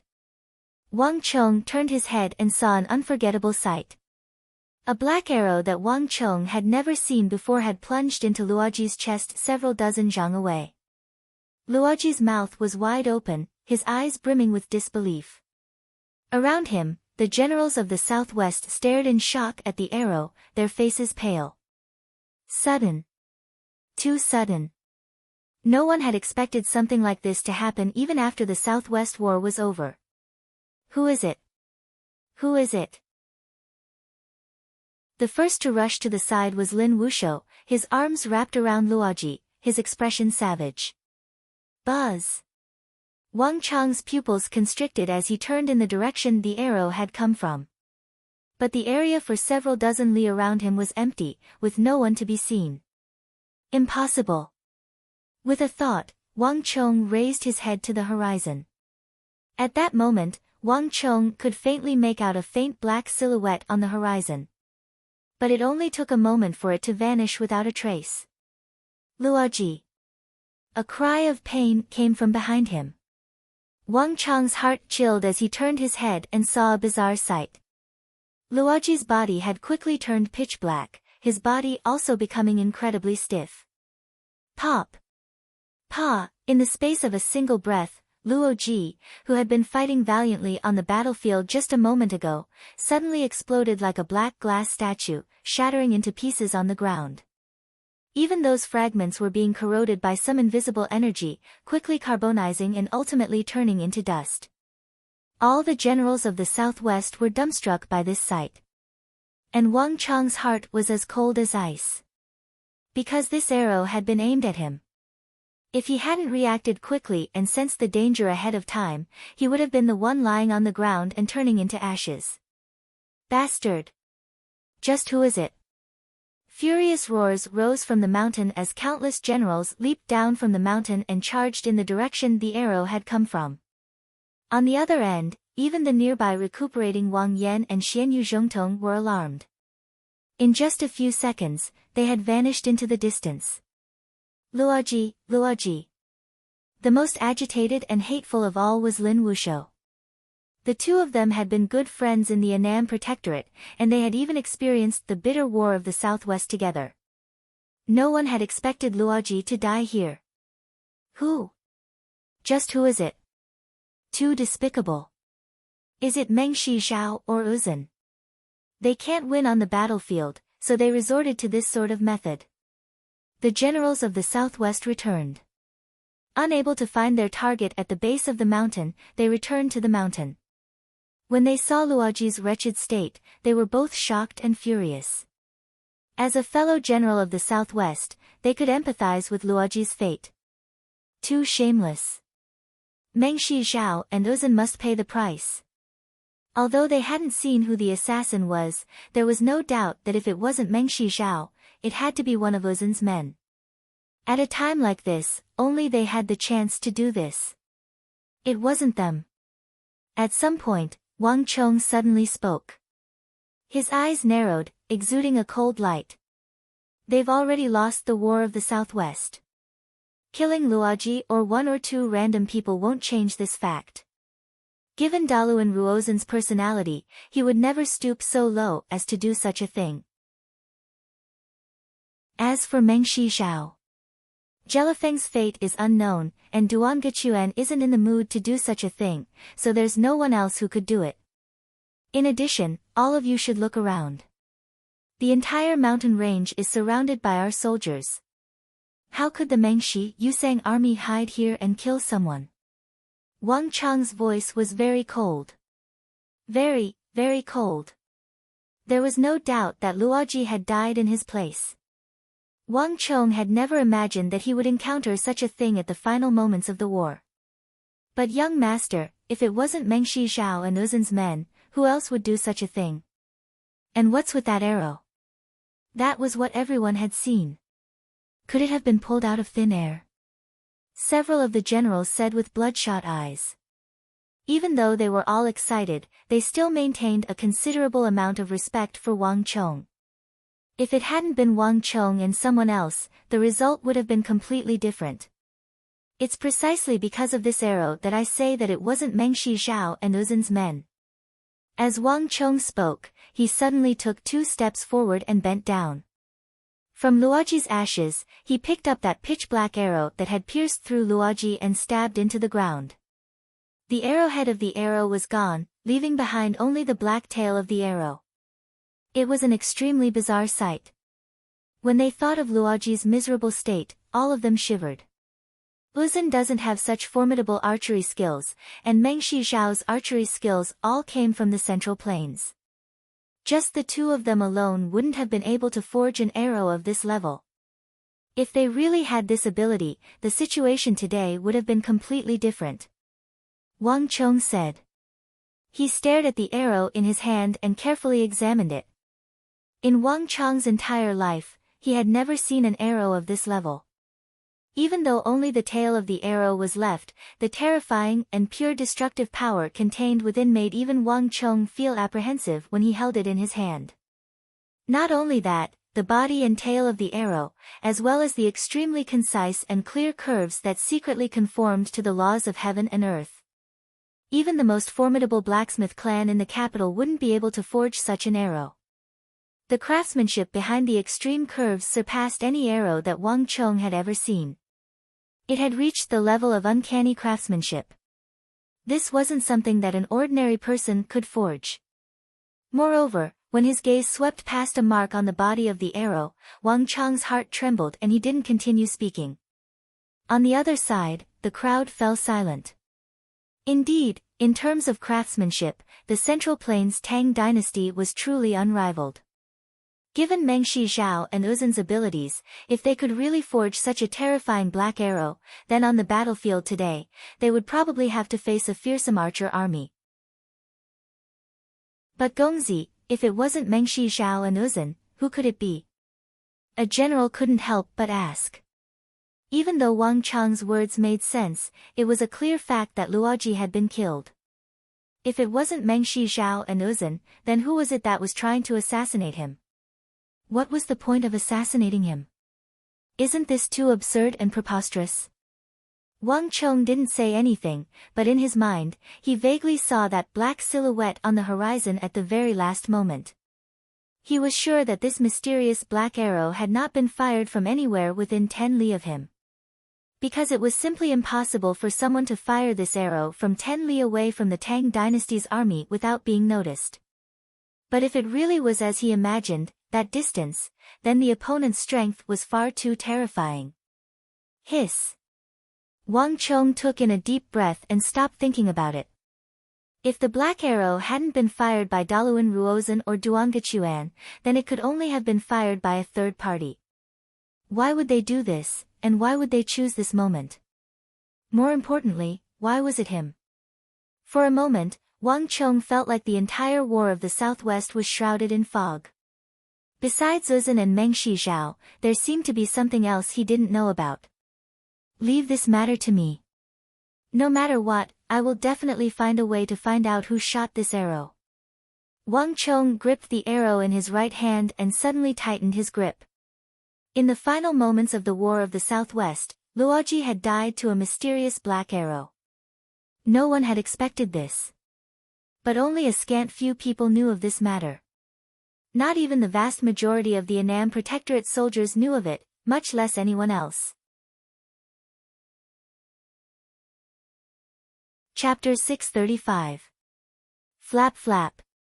Countless carrier pigeons flapped their wings as they flew off in every direction, bringing the news of the victory in the southwest to various places. 7 or 8 li from the capital, an army of brightly armored soldiers was neatly organized and somber as they made their way along the official road toward the southwest. At the very front of this army was a middle-aged man exuding a noble aura. He was seated on a white steed, his eyes looking to the south with a hint of worry. The southwest battlefield had been persisting for more than a month, almost 2 months.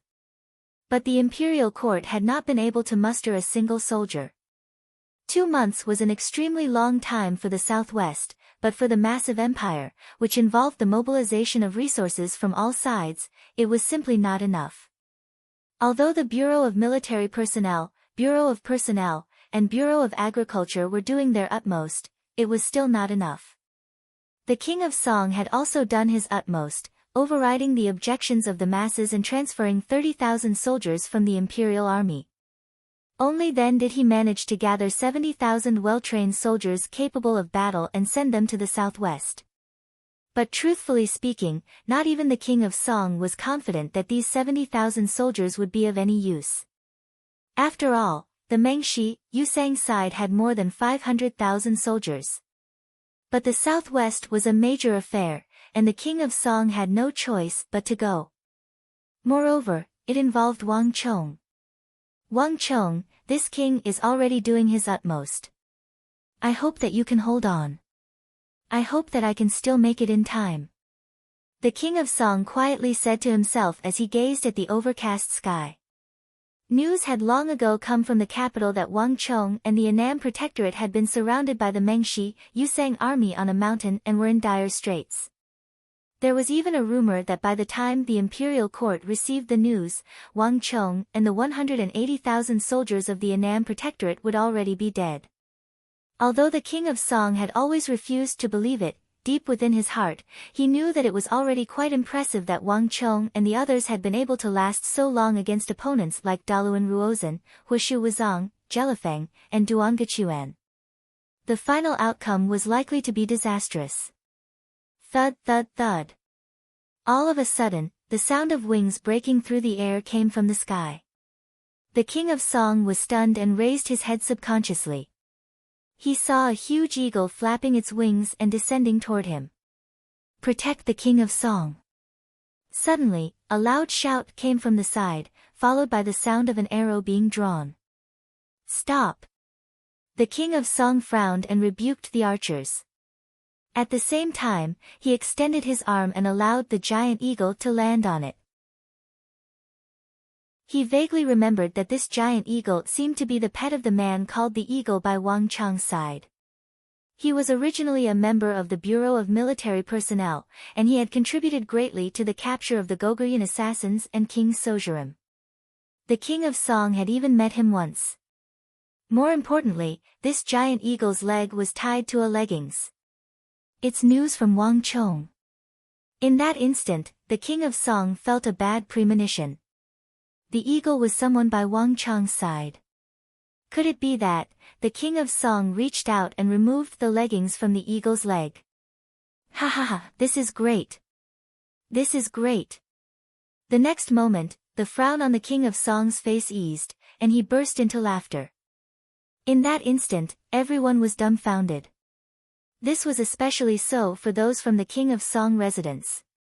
They had been by the king of Song's side for a very long time, and during this period of time, the king of Song had been unable to eat or sleep well. This was the first time they had seen the king of Song laugh so happily and carefreely.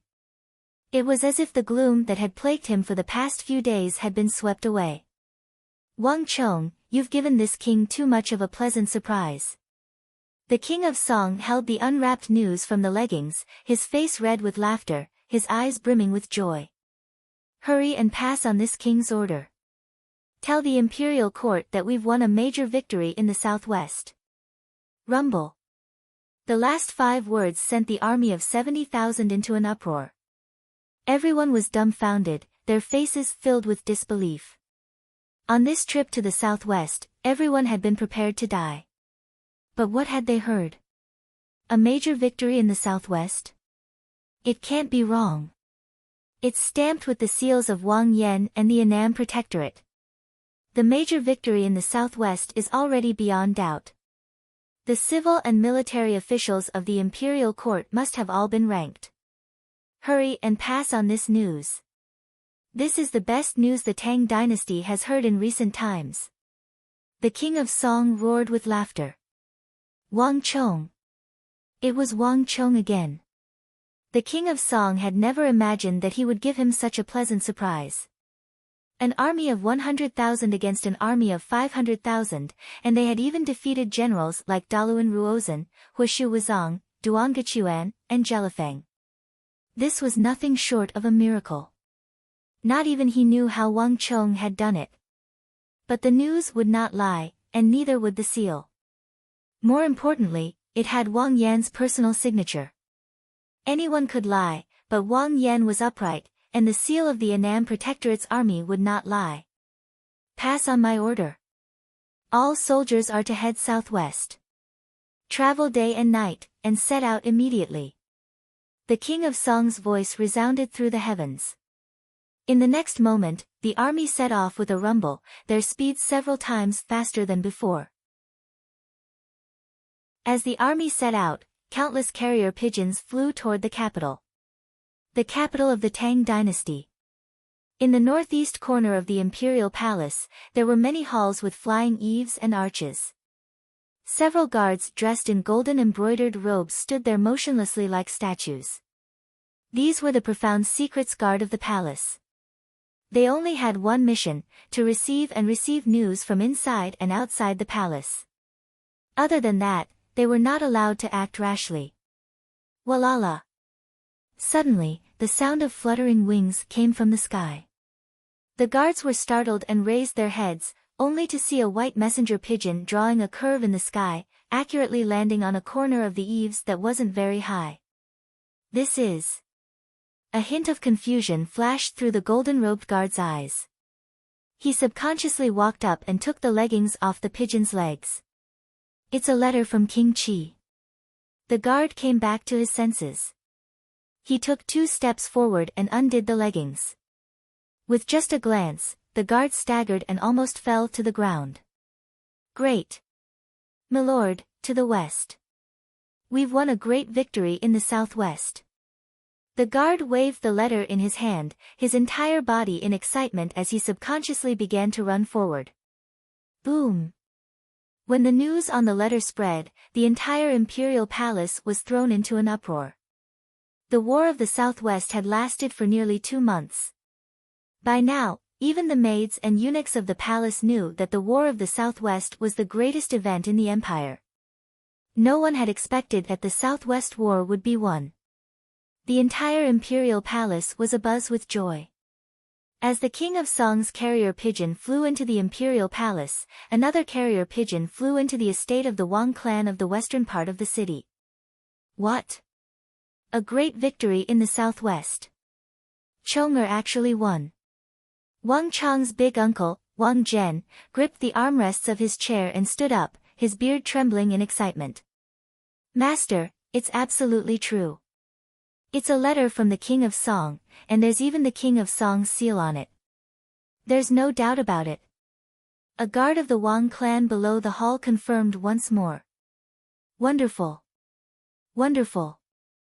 Wang Zhen's eyes were moist, his expression one of excitement. Wang Yan, Wang Fu, and Wang Chong were three descendants of the Wang clan who were on the southwest battlefield. Inside and outside the capital, in all levels of the imperial court, no one was paying more attention to the southwest than Wang. General Wang Zhen had woken up in the middle of the night many times, unable to sleep, precisely because he thought about the southwest battlefield, because he thought about how Wang Yan, Wang Fu, and Wang Chong might have died in the southwest. Alas, there was nothing he could do. The current imperial court had no more soldiers to use. Even if he was an important official in the imperial court, he was still powerless. The 70,000 soldiers led by the King of Song was the last force the imperial court could send. But Wang Zhen had never expected that the King of Song would send news of a great victory in the southwest not long after he set off, not even having reached the southwest. The 100,000 soldiers of the Tang dynasty had actually defeated the 500,000 soldiers of the Mengshi, Yusang army led by Daluan Ruozhen and Jelifeng. This news was far too shocking. If he had not heard it with his own ears, Wang Zhen would have never believed it. But Wang Zhen knew that the King of Song would never lie about something like this. Chong'er, I just knew that you wouldn't disappoint me. Wang Zhen was so excited that he lost his composure. Someone. Prepare my official robes. I want to go to court immediately. Ha ha ha, today is the day that our Tang dynasty can hold its head high, and it is also the day that our Wang clan can hold its head high. Hurry. Wang Zhen's laughter resounded over the residence. Not even the old servants who had worked in the residence for decades had ever seen him laugh so heartily. A few moments later, a carriage drove out of the residence toward the imperial palace. This is impossible. In another part of the capital, a middle-aged man dressed in imperial robes with a hawkish gaze slammed his palm down, shattering a sturdy sandalwood table next to him. Your Highness, our people in the Profound Guard have already received news that the news of the victory in the southwest has already spread throughout the imperial palace. There is no doubt about this. Not far away, a burly man who looked like a general said in a low voice. How could this be? What does Daluan Ruozhen do? And what about Jelifeng? What about Duangachuan? Aren't these people supposed to be famed generals of the southwest? They still have an army of more than 500,000. How could they be defeated by a brat who still smells of his mother's milk? King Qi's eyes were wide open in fury, his expression savage and frightening. He didn't care about the battlefield in the southwest at all. The massive imperial court and the massive Tang dynasty were not things that Jelifeng and Daluan Ruozhen could move. But what he cared about was how the Wang clan father and son had led the Annam Protectorate to defeat the Mengshi, Yusang army. The Wang clan had always been a clan of ministers and generals, and they had always cooperated with the King of Song in opposing him.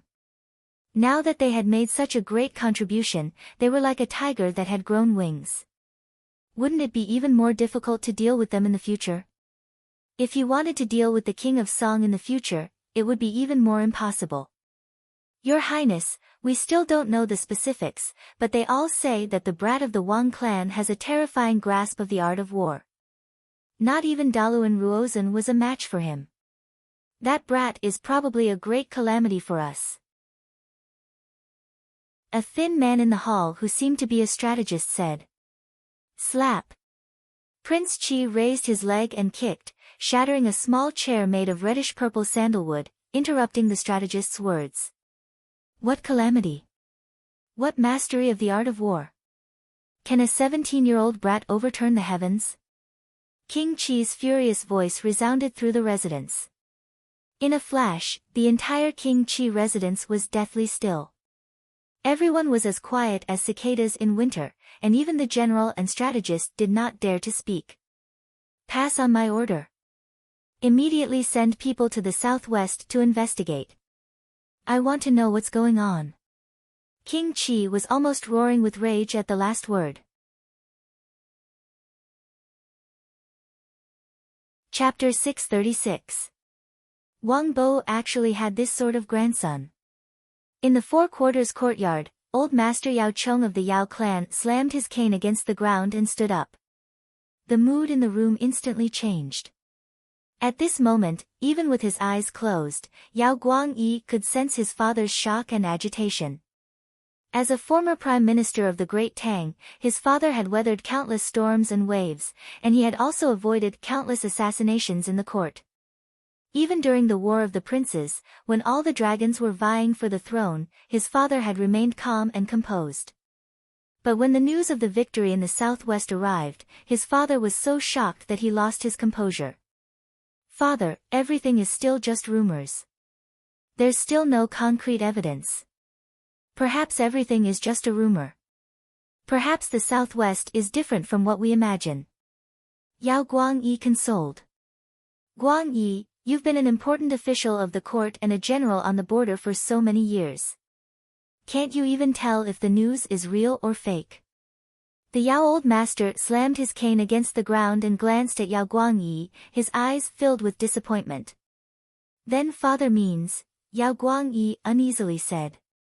The southwest is the gateway to the Tang dynasty. It concerns the Tang dynasty, Mengshi Zhao, and Uzan. It also concerns the future fate and future of the Tang dynasty. If the southwest fails, do you know what the consequences will be for the Tang dynasty? The eastern and western Turkic Khaganates, the Goguryeo Empire, the Khitans, the Shi, the kingdoms of the western regions, the Abbasid Caliphate and Karak-Spazinu, how do you think they will react? Yao Guangyi stared in a daze at his father, unable to react. Why did it seem like his father was standing with the Wang clan? Guangyi, although we stand on different sides from the Wang clan, this matter has nothing to do with the Wang clan. It has to do with the Tang dynasty. Do you know why our Yao clan has always enjoyed the boundless grace of the emperor and never waned? It's not because we're fighting with the Wang clan, not because we're fighting with the king of Song, and certainly not because we're standing with King Qi. It's because our Yao clan puts the interests of the Tang dynasty above all else. Guangyi, although you're experienced, you're still a little lacking. Yao Cheng looked at his son with disappointment in his eyes. He had fought with Wang Jiling for most of his life and had never lost to him. However, in terms of descendants, he had truly lost. Not only was the Wang clan prosperous, but they also had someone like Wang Chong. Yao Cheng searched the entire Yao clan, but he couldn't find a single person who could be mentioned in the same breath as Wang Chong. Even Yao Guangyi couldn't compare, let alone the others. I didn't expect the Wang clan to produce such a character. I've suppressed the Wang clan for half my life. Perhaps 100 years later, the descendants of the Yao clan will have to look up to the Wang clan. Old Master Yao heaved a long sigh in his heart and remained silent for a long time. Old Master, the imperial court has sent a report.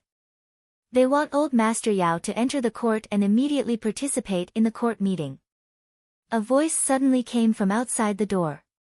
Yao Guangyi shuddered and turned around. Ha ha ha, victory. Young Master Wang actually won. Our Tang dynasty has won. At this moment, the Cheng, Huang, Lu, and Zhang great swordsmithing clans were rejoicing. The residences of the great clans were decorated with festive red lanterns, and even the swordsmiths and sword shops of the capital were decorated with lanterns and streamers in celebration. News from the imperial court rarely made its way to the marketplace, but this time was different. The moment the news from the southwest reached the capital, the imperial court seemed to have the intention of immediately spreading the news. In the last 2 months, the entire capital had been in a state of anxiety and trepidation. All sorts of unsettling news had flown in like snowflakes. At a time like this, they truly needed news of a major victory. The weapons that young master used in his campaign in the southwest, the bows, arrows, and ballistae, were all forged by us. With this major victory in the southwest, the imperial court will definitely reward us handsomely. The 4 great swordsmithing clans and the various swordsmiths and sword shops of the capital were all ecstatic. When they had been forging all sorts of weapons for Wang Chong, none of them had imagined that Wang Chong would be able to use these weapons to defeat Uzun and Mengshi Zhao in the southwest. Now that Wang Chong had won a major victory, all of them were sharing in the glory. What? The southwest was won. The southwest was actually won. In the estate of a great clan in the capital, a dignified clan head stood up in shock, his face brimming with disbelief. Young Master Chong of the Wang clan actually defeated Daluan Ruozhen and Jelifeng? Impossible, simply too impossible. The news from the southwest was shocking to all the clans, especially those who had a relationship with the Wang clan and had loaned their experts to Wang Chong. This is a gargantuan achievement. I didn't think that this young master would be so formidable. At this moment, all the clan heads had an extremely deep, awe-inspiring impression of that young master of the Wang clan who had used Wuzi's steel weapons to exchange for guards. Using 100,000 soldiers to fight against 500,000 soldiers, including a considerable number of cavalry, was a magnificent feat that would strike fear into the hearts of most people. It seems like we have to reconsider our relationship with the Wang clan. Relying on that young master is far more important than exchanging for a few Wuzi steel weapons. On this day, all the clan heads of the great clans of the capital were destined to witness it. Ha ha ha, he won. Senior brother Wang actually won. Our deflecting blade manor has finally made a name for itself. Senior brother Wang is simply a god. With him in our Kunwu training camp, we'll definitely be able to suppress the other 2 training camps. Ha ha ha, let's all go join deflecting blade manor. It was established by young Master Wang, so I'm willing to watch the gate for him. When the news of Wang Chong's victory in the southwest reached the Kunwu training camp, it immediately caused a massive upheaval. Zhao Qianqiu, who was playing chess in deflecting blade manor, almost shattered the chessboard under his feet. Is this true? Zhao Qianqiu stammered, unable to form a coherent sentence. Although he had sensed Wang Chong's talent on the first day he entered the Kunwu training camp and had determined that he was no ordinary person, Zhao Qianqiu had never imagined that Wang Chong would be able to accomplish such a feat. Daluan Ruozhen and Duan Gechuan were figures that Zhao Qianqiu didn't even dare to think about. But Wang Chong had actually defeated them in a head-on battle, and in a situation where the other side had the advantage in numbers. Unbelievable. This is too unbelievable. Zhao Qianqiu's chest heaved, unable to calm down for a long time. The entire capital, from north to south, south, north, and south, from the nobility to the common people, was abuzz with joy. Cheers could be heard from all over the city, and many people even lit firecrackers in celebration. But at this moment, the most enthusiastic was not the common people, but the imperial court. Deep within the imperial palace, in Taiji Palace, all the civil and military officials of the court had gathered together with the Prince of Xiang and Marquis of Xiang. Ha ha ha, this is the best news the court has heard so far. Wang Zhen, Duke Jiu has given birth to a fine grandson. Your Wang clan has produced yet another pillar of the empire. In the imperial court, imperial censor Lu Ji's hair was grizzled, and he was 70 or 80 years old, but his face was ruddy. As soon as he entered the court, he clasped Wang Zhen's hands and began to shower him with praise. The old imperial censor was very old and had not attended court for many years. His status in the court was even higher than that of the other old imperial censor, Duan Chao. But this time, for the sake of Wang Chong in the victory in the southwest, he had dressed up to attend the court session. Wang Chong was only 17, but the old imperial censor had described him as a pillar of the empire. This was not something that a normal person could accept. But none of the civil and military officials dared to refute him. The victory in the southwest was simply too great. Based on the initial reports from the southwest, the Tang dynasty had lost around 160,000 soldiers. Even if Li Jingyi's reinforcements that had been ambushed were added up to 180,000 to 190,000. But Uzun and Meng Shizhao had lost more than 400,000 soldiers, more than double the Tang dynasties. Moreover, a significant portion of these casualties had been Uzun's famed and ferocious cavalry. This victory would stun the entire world. One could easily imagine the joy in the old imperial censor's heart. "Old imperial censor, you praise me too much," Wang Zhen hurriedly said. "Liao Zan. How is it praised?" "Wang Zhen, your Wang clan is now a great contributor to the Tang dynasty. Uzun and Meng Shizhao have lost so many soldiers in battle that they won't be able to invade the southwest for at least the next few decades." Wang Zhen had barely finished speaking when the Minister of Personnel and a group of officials immediately surrounded him. "That's right. Today, the Wang clan is the greatest contributor to our Tang dynasty. There is no need for Lord Wang to be so modest." "Precisely. Once young Master Wang returns from the southwest, His Majesty will surely reward you handsomely. For the Wang clan to have such a Qilin son is the blessing of our Tang dynasty.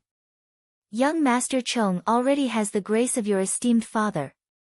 The officials of the Bureau of Revenue, Bureau of Personnel, Bureau of Military Personnel, Bureau of Agriculture, and the nobles of the court all gathered around to congratulate Wang General. This was especially true for those nobles. Normally, it would be quite impressive if even half of them could gather here, but today, upon hearing the news of the victory in the southwest, all the nobles of the empire had gathered here. "Lord Wang, when you have the time, please come to my residence for a gathering. Especially young Master Wang. When Lord Wang comes, please bring young Master Wang with you." That's right, that's right. When young Master Wang comes, our Duke Zhao residence will be ready to welcome you. I hear that young Master Wang is already 17, past the age of penning the crown. It's about time for you to discuss marriage. I have an only daughter, and her character and appearance are both excellent. Would Lord Wang be willing to play the matchmaker? Our Wang clan and Zhang clan can also form a marriage alliance. Duke Zhang, this isn't appropriate. I also have a daughter under my name, and she's an excellent talent. In the imperial court, Wang Zhen was surrounded by the officials. Wang Zhen's face was glowing, and he was grinning from ear to ear. In his decades in the imperial court, this could be said to be his happiest day. In the entire imperial court, Wang Zhen and the Wang clan he represented were the undisputed stars. Even the prime minister of the Tang dynasty had been suppressed by him. Chapter 637. Bastard. This king is going to die from anger. In the hall, next to the coiling dragon pillar, King Qi clenched his teeth and clenched his fists, his face ashen and unsightly. He wanted to ignore the smug looks on the faces of the Wang clan and Wang Zhen, but on this occasion, the victory in the southwest, the entire country was celebrating. As an imperial prince of the Tang dynasty, a member of the royal family, he had to attend. On the other side, Tong Luo Great General Abusi also had a nasty complexion. He had not forgotten Wang Chang's accusations against him in the regional commander's incident. Moreover, his only son, Abu Tong, had been hung on a flagpole in the Kunwu training camp by Wang Chong, humiliated and humiliated. But if even an imperial prince of the Tang dynasty like King Qi could not say anything, much less him. Damn it. I'll let you be smug for a while. I'd like to see how long you can stay smug for. In the hall, the officials who had always been King Qi's subordinates and were at odds with the Wang clan and the King of Song all had nasty expressions on their faces. But no matter how unconvinced they were, they had no choice but to shut their mouths and not utter a single word. Clang! The crisp sound of a bell in Taiji Hall attracted everyone's attention. All subjects, hear the decree. The Holy Emperor's lofty and dignified voice came from behind the high bead curtains. Have Wang Chong return to the capital as soon as the King of Song arrives in the southwest. there can be no delay. Long live His Majesty! Long live His Majesty! In an instant, all the officials, nobles, generals, and ministers kneeled on the ground. The hall fell silent. Boom! With the Holy Emperor's order, the news quickly spread throughout the world. Even the slowest person knew that Wang Chong had made a great contribution to the victory in the southwest. If the Holy Emperor summoned him back to the capital, he would surely be heavily rewarded. From this moment onwards, the Wang clan would become indescribably noble. After the Wang clan old master, the Wang clan had finally produced another pillar of the empire whose name could shake the world. Elder brother, we bet on the right one. After the court meeting, no one knew that in the depths of the imperial palace, in the Yuzhen palace, consort Taizhen was sitting on a bed. She slowly put down a piece of silk with the song of purity and peace written on it and let out a long sigh. Her expression was extremely relaxed. She already knew about the Holy Emperor's arrangements for Wang Chong as soon as the court meeting ended. That's right, ha ha ha. Who would have thought that I, Yang Zhao, would have such an amazing sworn brother? Even famous generals like Daluan Ruozhen and Jelifeng were defeated by him. Sister, with such a sworn brother, our position in the palace will be as stable as Mount Tai. Yang Zhao looked at consort Taizhen in front of him with his hands behind his back and a smug expression on his face. But the effects of the victory in the southwest were not limited to the capital. While the entire capital was in an uproar, countless carrier pigeons flew like rain to the borders of the Tang dynasty. At the western border of the Tang dynasty, at the border of Longxi. What? The southwest border was won. Daluan Ruozhen and Jelifeng were defeated. In the westernmost part of Longxi, in Big Dipper City, the tall and handsome Big Dipper great general of the Tang dynasty stood like a spear on the city walls. Across from him was an endless army of Yuzhen cavalry. The usually calm and composed Geshu Han, who would remain unperturbed even if Mount Tai were to collapse, also revealed a shocked expression upon hearing the news from the southwest. If he remembered correctly, Daluan Ruozhen and Jelifeng were ambitious and ruthless characters of the southwest who stood on equal footing with the Annan Protector General and current Minister of War, Zhangqiu Jianqiong. Geshu Han had never fought with Jelifeng or Daluan Ruozhen, and he had never even seen them in person. But Daluan Ruozhen had seen Zhangqiu Jianqiong before. Even if the tiger of the Empire of the Southwest truly did have some outstanding qualities, Daluan Ruozhen was still a formidable opponent. One could easily imagine the abilities of Daluan Ruozhen and Zheluofeng to keep someone like Zhangqiu Jianqiong in the southwest, forcing him to find a way to enter the imperial court and become Minister of War.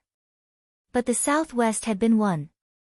Without Zhangqiu Jianqiong or any other imperial great general, relying only on Wang Yan and Xian Yuzhongtong, they had managed to defeat the 500,000 soldiers of the Mengxi, Yusang alliance. Not even Geshu Han dared to imagine such a thing. Is this brat really that capable? Is the news confirmed? Are there no other reinforcements? Geshu Han's eyes widened as he held the letter. He had been holding this letter for some time now, but even now, Geshu Han found it hard to believe. That brat who had jumped up and down during the regional commander's incident and recklessly criticized him and the other protector generals actually had this sort of ability? This was far too astonishing. Great General, this matter is absolutely true, and it's not just us. Right now, similar news is being sent to the other protector generals and great generals on the border. On a mountain in the southwest, the youngest son of the Wang clan, Wang Chong, used an army of 100,000 to fight against the 500,000 soldiers of Daluan Ruozhen, Huishu Wuzong, Jelifeng, and Duan Gechuan. In the end, he completely routed them, killing more than 400,000 soldiers. This is already a fact that is set in stone. Daluan Ruozhen has already retreated to the territory of the Ngari royal lineage on the Yuzhen plateau, and Jelifeng seems to have been heavily injured. She's currently by the Arai, her fate unknown. Nearby, a spy general of the Big Dipper army was bowing, his head hanging low. Buzz. Geshu Han said nothing, but his eyes couldn't help but twitch. Even he couldn't help but be moved by this accomplishment. Whether it was Daluan Ruozan, Huishu Wuzong, or Duangachuan, they were all famed generals of the present age. Without Huitadra Konglo and Dusong Mengpoj holding them back, even if he led the Big Dipper army south, he would have no problem stopping them. But to completely rouse them, not even Geshu Han had the confidence to do so. Those who could reach the level of great general were not too far apart in strength, and the majority of them had their own unique skills. They were not so easy to defeat. Every generation has its own geniuses. I didn't think that our Tang dynasty would also have such a peerless general. Geshu Han, this is a blessing for the Tang dynasty. There were light footsteps as a familiar figure exuding a dignified and tyrannical aura slowly walked out. "Milord." Geshu Han hurriedly lowered his head at the sight of the Crown Prince's junior guardian, the war god of the Tang dynasty, Wang Zhongxi. Although he was already the commander of the Big Dipper army in Longxi, the Big Dipper great general of the Tang dynasty, Geshu Han would always treat Wang Zhongxi as a subordinate. "Milord." Behind him, the others also hurriedly bowed.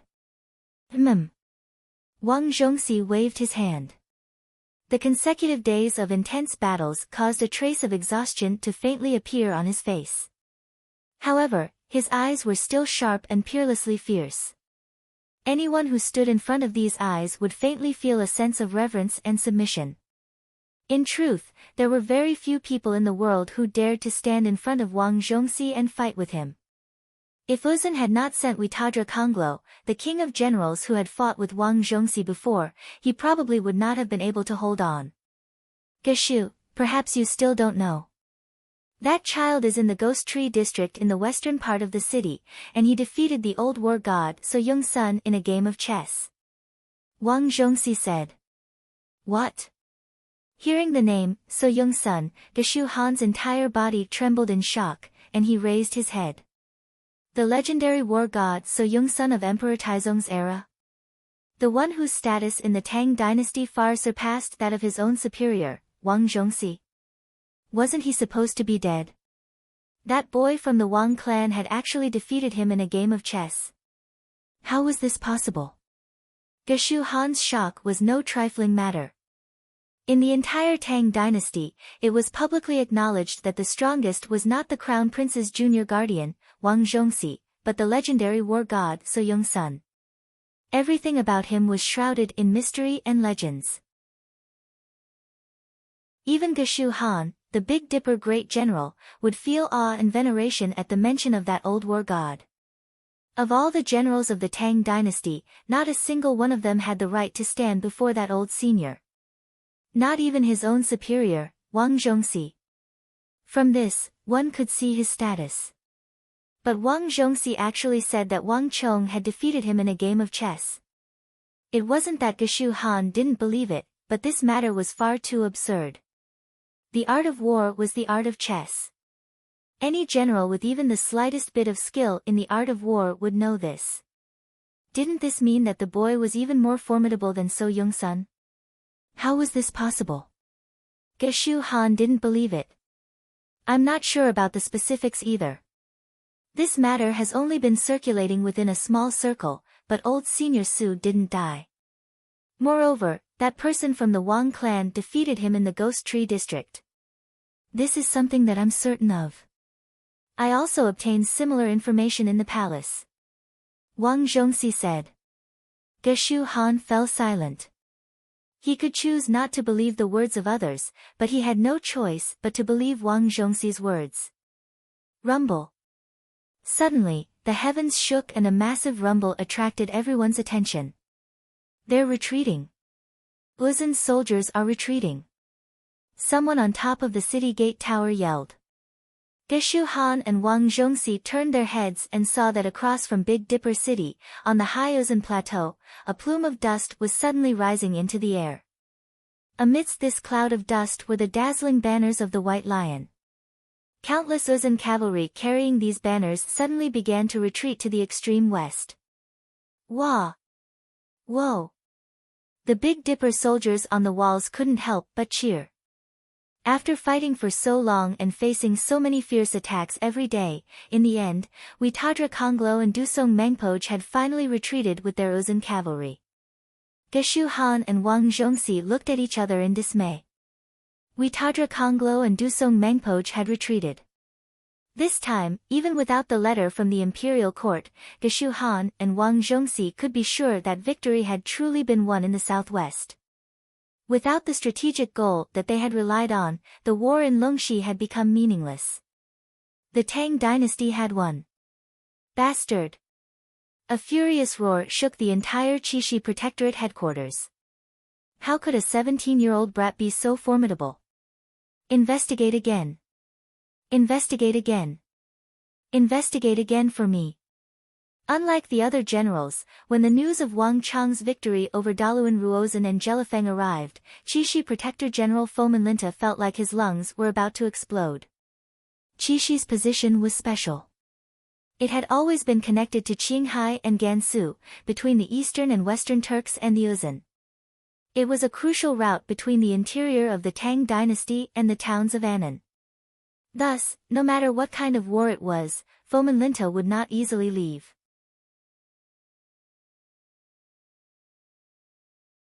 Chapter 638. In the regional commander's incident, Wang Chang's petition to separate the Manchus from the Han showed that his intentions were reprehensible. He had ruined a great opportunity for the Hu of the Tang dynasty, and as a Hu protector general, Fomin Linta had always taken this matter to heart. Thus, in his rage, he had submitted a petition to have Wang Chong executed. But Fomin Linta had never imagined that he would receive this sort of news. That ignorant and incompetent brat in Fomin Linta's eyes had actually defeated the combined army of Daluan Ruozan and Jelifeng in the southwest, killing more than 400,000 soldiers and rendering a gargantuan service. If this continued, wouldn't that brat be impossible to deal with? The existence of such a person in the Tang dynasty imperial court was extremely disadvantageous to the Hu generals on the border. How could Fomin Linta be happy when he learned of this matter? Send scouts to the southwest. I have to know what's going on here. I don't believe that a brat still wet behind the ears could have this sort of ability. Fomin Linta's voice resounded over the entire protectorate headquarters. In the distant four garrisons of Anxi and the biting protectorate in the extreme north, Gaoxianji, and Sishan, this day was destined to be an unforgettable one for the commanders of the Tang dynasty on the border. While the eastern and western Turkic Khaganates, the kingdoms of the western regions, Karak-Spazinu, the Abbasid Caliphate, Goguryeo, the Khitans, and the Shi were increasing their forces around the Tang dynasty's borders, the greatest opportunity and change had actually come from the southwest of the Tang dynasty, which was viewed as the most dangerous, and most likely to fall. Chongqing, it seems like we underestimated that brat from the Wang clan who just came out of prison. In the residence of the Annan Protectorate headquarters, a handsome man with a dignified face and an aura as vast as the mountains and seas sat on a rosewood armchair. He held an exquisite teacup in his left hand as he slowly put down the letter in his hand. 180,000 against 560,000, he can kill 400,000. To be able to defeat Jelifeng and Daluan Ruozan like this, I really can't imagine how a 17-year-old boy could be so powerful. In front of Gao Xianji, a short, ugly man with a dark face and a hunchback was sitting on the ground without any grace. He was holding his chin with one hand and thinking silently. Even though his face was extremely ugly and disgusting, the hunchback dark-faced man's eyes were exceptionally bright, clear, and full of wisdom. In all of Anxi, only Feng Chongqing could be so unrestrained in front of Gao Xianji, an imperial great general who controlled the four garrisons of Anxi and had resisted the Abbasid Caliphate and Karak-Spazinu. In the regional commander's incident, a memorial to promote the Han, promote the Hu, had infuriated Gao Xianji, but not even Gao Xianji, the famed commander of the western border, could have expected that such an urgent matter involving the southwest would ultimately be resolved by that ignorant and incompetent Han brat who tried to please the crowd with claptrap. Moreover, he had defeated Daluan Ruozan and Jelifeng and killed more than 400,000 soldiers. Not even the commanding general of Anxi, Gao Xianji, could ignore such an illustrious achievement. And when he thought about the regional commander's incident, Gao Xianji's view was completely different. No matter how he did it, there's no doubt about this matter. It seems like the Tang dynasty is about to gain another imperial great general. Gao Xianji said. These last words caused Feng Changqing's entire body to tremble, his mouth agape as he stared in shock at his commander. He only knew that the victory in the southwest was no small matter and that the imperial court was certain to reward Wang Chong, but he had never imagined that Gao Xianji would raise him to the level of imperial great general. Just how old was that child? From the founding of the Tang dynasty to the reigning holy emperor, there had never been a 17-year-old who had been made a great general. Even Gao Xianji had been made a great general in his 30s. To think that Gao Xianji would have such a high evaluation of him. It had to be known that the two of them had a grudge over the regional commander's incident. Feng Changqing sat on the ground in a daze, momentarily speechless. In the Biting Protectorate, the nominal Vice Protector General was actually Protector General in Sishun. Upon receiving the news, he swiftly dispatched countless scouts to the southwest. Of all the border regions, the victory in the southwest had the greatest impact on Biting. This was because the Biting Protectorate had been simultaneously attacked by the eastern and western Turkic Khaganates. The combined forces of the two Turkic Khaganates numbered at least 500,000 to 600,000 soldiers, so one could easily imagine the pressure the Biting Protectorate was under. Every day, all the soldiers of the Biting Protectorate were prepared to throw themselves into battle at any moment. But when the news of the victory in the southwest arrived, the cavalry of the eastern and western Turkic Khaganates suddenly retreated like a receding tide.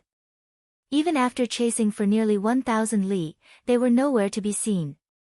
Impossible. How could someone simultaneously defeat Daluan Ruozhen and Jelifeng?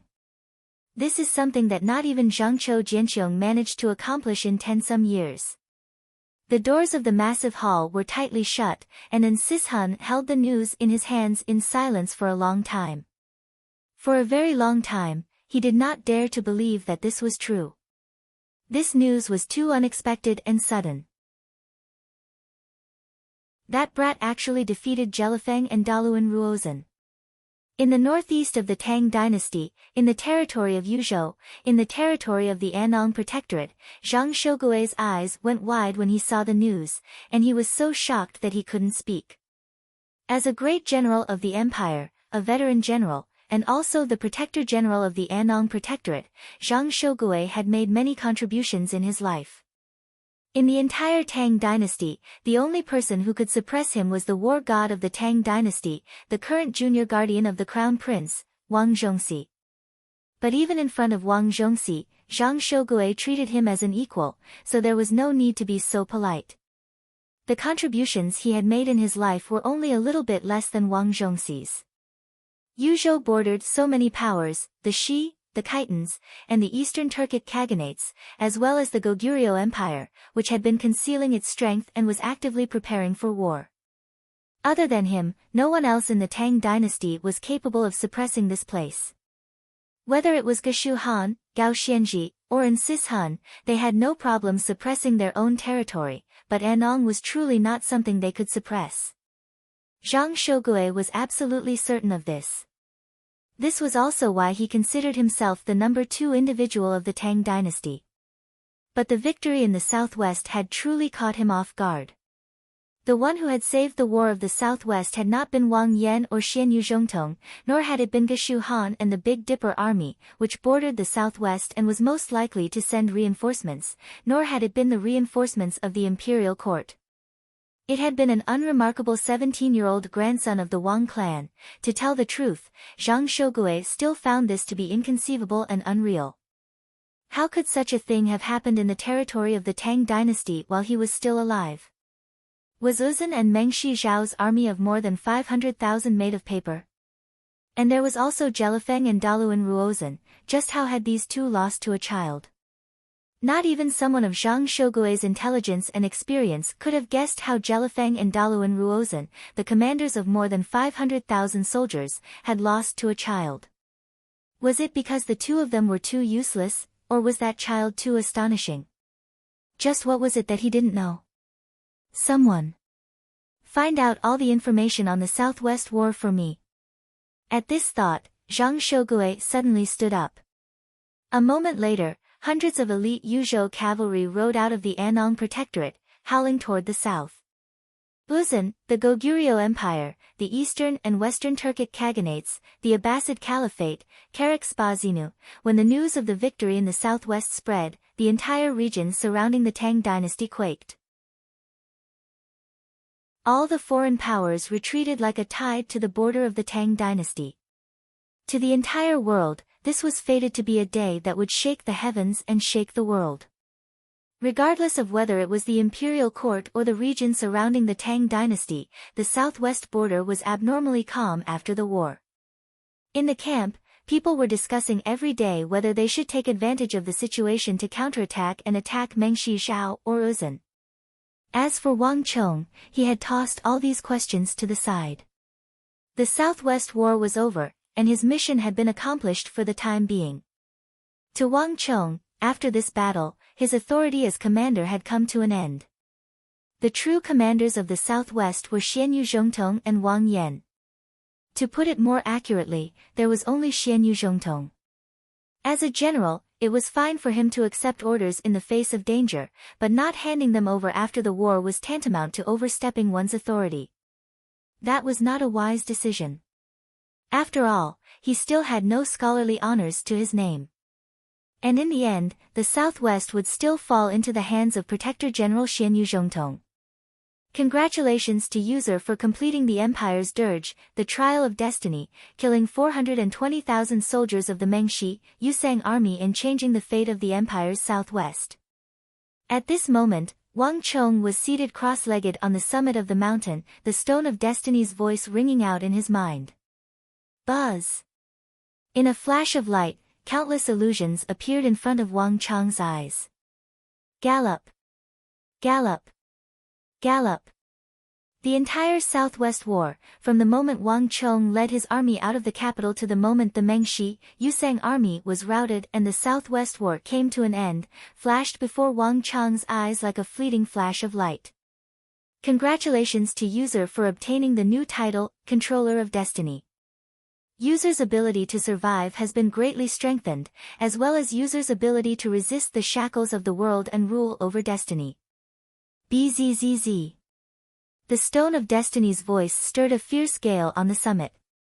Countless shadows that only Wang Chong could see surged past his eyes. Boom! At the same time, energy surged out of the depths of spacetime under the control of some invisible energy and rumbled into Wang Chong's limbs and bones.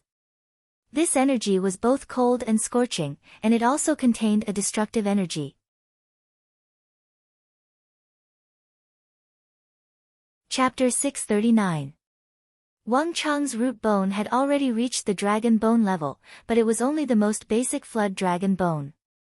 But now, Wang Chong's root bone had broken through from the most basic flood dragon bone level to the highest level. More importantly, Wang Chong sensed that besides the changes in his body and root bone, he had also undergone some other transformation. The ability to resist the shackles of the world and control fate, just what is this? Wang Chong was flabbergasted. Although he had long ago known about the contents of this reward, even now, Wang Chong had no idea how this ability had been increased. Congratulations to User for reaching the Controller of Fate achievement. A new reward has been unlocked. Before Wang Chong could come back to his senses, a new change occurred in his mind. In a flash of golden light, two new rewards appeared in front of Wang Chong. One represented technique, while the other represented power. Success. The technique even have a reward for luck. Wang Chong was overjoyed as he looked at the list of new rewards that had appeared in front of him. The War of the Southwest has concluded. User has killed 420,000 soldiers of the Mengshi, Yusang army and has been rewarded with 2,100 points of destiny energy. The Annam Protectorate has lost 60,000 soldiers and has been deducted 290 points of destiny energy. Congratulations to User for obtaining 1810 points of destiny energy. In addition, user has completed the Trial of Fate mission and has been rewarded with 600 points of destiny energy. In total, user has obtained 2,410 points of destiny energy. BZZT. The voice in his mind caused Wang Chang's entire body to tremble, his entire being dumbfounded. 2410. Wang Chang's mouth was wide open, a look of disbelief on his face. In the War of the Southwest, he had been completely focused on defeating Meng Shizhao and Uzun. He had never even thought about the problem of the Stone of Destiny's reward. Wang Chong had also not expected that he would receive such an enormous reward at the end of the war. How could this be? Wang Chong was in a daze, unable to come to his senses for a long time. But now that he thought about it, for every 10,000 Mengshi, Yusang soldiers he killed in the War of the Southwest, he would receive 50 points of destiny energy. In this entire battle, he had killed a total of 420,000 Mengshi, Yusang soldiers. Perhaps not even the Stone of Destiny had thought of this, which was why it had created such a shocking reward. From his rebirth until now, this could be said to be the most shocking reward he had received. But when he thought about the significance of the Southwestern War to the Tang dynasty, its influence on the Central Plains, and the risks he had taken, Wang Chong felt relieved. Unbelievable. Wang Chong muttered to himself. At that moment, he suddenly understood the meaning of the trial mission. There were huge risks, but at the same time, there were huge rewards. 2,410 points of destiny energy were probably enough for him to do many things. Clack. Clack. Just as Wang Chong was deep in thought, he suddenly heard the sound of footsteps. With a jolt, Wang Chong opened his eyes and saw a messenger pigeon perched on the eagle's shoulder. In its hand was a wrapped letter as it hurried over. "Young master, your letter, is it from that person?" As he spoke, Old Eagle's voice became very soft. Wang Chong's expression flickered as he took the letter from the eagle's hand. After glancing at it, he immediately put it away in his bosom. "Other than us, do not let anyone else know of this matter, not even the Protector General or my father," Wang Chong solemnly said. "Your subordinate understands." The eagle nodded and quickly left. Once the eagle had left and there was no one around, Wang Chong finally unfolded the letter. The letter had been sent by Solitary Wolf, who had disappeared for a very long time. The entire letter only consisted of a few sentences. Solitary Wolf pays his respects. Your subordinate is doing well and hopes that young master will not worry. The mission has been completed and I await young master's summons at any time. At the bottom was a small line of words and the unique symbol of Solitary Wolf. After reading the letter, Wang Chong's fingers clenched, and with a slight shake, the letter in his palm was pulverized into powder. Standing up, Wang Chong walked down the mountain with widened strides. "Li Sai, come with me," Wang Chong called into the distance. "Yes, young master." The warhorse rumbled as Li Sai rode a Fergana horse and arrived at lightning speed. In the War of the Southwest, the 1,000 cavalry under Li Sai's command had made great contributions.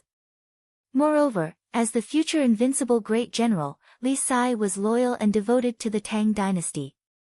Now, Wang Chong regarded him as one of his trusted subordinates.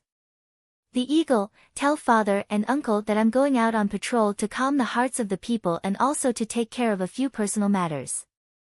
If anything happens, inform me with a messenger pigeon and I will return at any time," Wang Chong said. "Your subordinate understands." The eagle replied from a distance, a sharp light flashing through his eyes. Without another word, Wang Chong led Li Sai and a few elite cavalry away. The Southwest was currently under heavy guard, with every citizen a soldier. Every day, many messenger pigeons and eagles would be sent out to investigate the border between Meng Shizhao and Uzun, and many civilians would participate. If there was even the slightest disturbance on the Mengshi-Yusang border, the Annam Protectorate would immediately know and respond. Everything had already been arranged, and the Annam Protectorate had its own system. There was no need for Wang Chong to worry about it. Setting out from the mountains and traveling southeast, Wang Chong saw many abandoned cities and villages. These places that used to be bustling with life were now empty. Although the War of the Southwest had only lasted for 2 months, it had dealt an unprecedented blow to the nearly 1 million people living in this region. Panic spread everywhere, and many people took their wives and children with them and moved their families. Fortunately, the war was over, and placards had been posted everywhere. Many people were slowly returning from the mountains. It won't be long before this place will be completely restored. Wang Chong rode the white-hoofed shadow to a stop on the street of the city and looked around. Hiya. 2 days later, Wang Chong stopped outside a small and remote city. All of you stop here. Li Sai, follow me. Leaving behind a few guards, Wang Chong led Li Sai into this abandoned city. Black smoke curled up from the city, and the city walls showed signs of having been scorched by the flames of war. In many places, the walls had collapsed and were scorched black. In the War of the Southwest, although the armies of Uzun and Meng Shizhao had been held back by Wang Chong and the Annam Protectorate and had not been able to cause too much damage, this did not mean that the war had no effect on the people of the Southwest. Whether it was the scattered Mengshi, Yusang soldiers after the war or the sporadic battles in the early stages, they had all had a significant impact on the cities and villages of the Southwest. A small group of Uzun cavalry should have been here. Li Sai followed behind Wang Chong, his gaze sweeping over the surrounding ruins. Although Wang Chong had said that he had come out to patrol, Li Sai felt that this was not the case at all. His goal was extremely clear, but truthfully speaking, Li Sai still had no idea what Wang Chong was taking him to do. When the nest is overturned, no eggs remain intact. It's fortunate that we won this battle. Wang Chong sighed. Only he knew what the outcome of this battle would have been like if he had not intervened. At that time, he would not have seen just 1 or 2 burned cities. We're here. As he spoke, Wang Chong suddenly stopped and walked into a dilapidated room. The room was dilapidated, the walls pitch black. All the tables, chairs, and tea tables had been kicked to pieces, and the shards of pots and pans were scattered everywhere. Against the wall, the only stove in the room had been completely smashed. Wait outside. I'll call you when I need you. Wang Chong said. Yes, young master. Li Sai nodded. After the War of the Southwest, Li Sai's attitude toward Wang Chong had changed from one of unwillingness to accept to one of heartfelt admiration. Right now, no matter what Wang Chong said, he would have no objections. Nodding, Wang Chong walked into the room. It was completely empty, with nothing at all. Wang Chong scanned the room and suddenly stamped 3 times on the ground. Is it young master? An almost inaudible voice came from underground. It's me. Solitary Wolf, open the door. Wang Chong said in a low voice. Cack-lack. A series of mechanical sounds came from underground. A few moments later, a piece of floorboard in front of Wang Chong moved aside, revealing a pitch-black cave. A flight of stairs seemed to extend into the cave. Wang Chong raised his robe and, without the slightest hesitation, began to descend the stairs.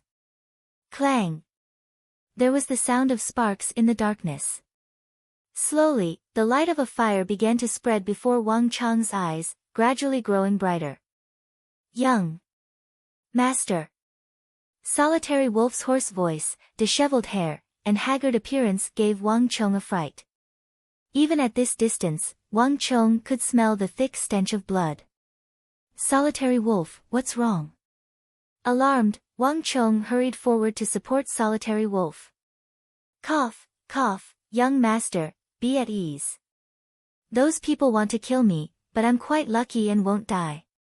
Solitary Wolf raised his head and gave an ugly smile, his white teeth particularly conspicuous in the darkness. Don't force yourself.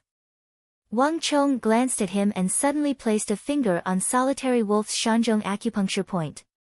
He then helped the weak Solitary Wolf sit on a chair and stuffed a white pill sealed in wax into his mouth. This is a healing pill. It'll help with your injuries. Solitary Wolf's body was riddled with sword and saber wounds, leaving Wang Chong horrified. Cough, thank you, young master. After swallowing the healing pill that Wang Chong had obtained from the palace, Solitary Wolf's complexion was clearly much better. His coughing wasn't as bad as before, and there was a faint trace of blood under his skin.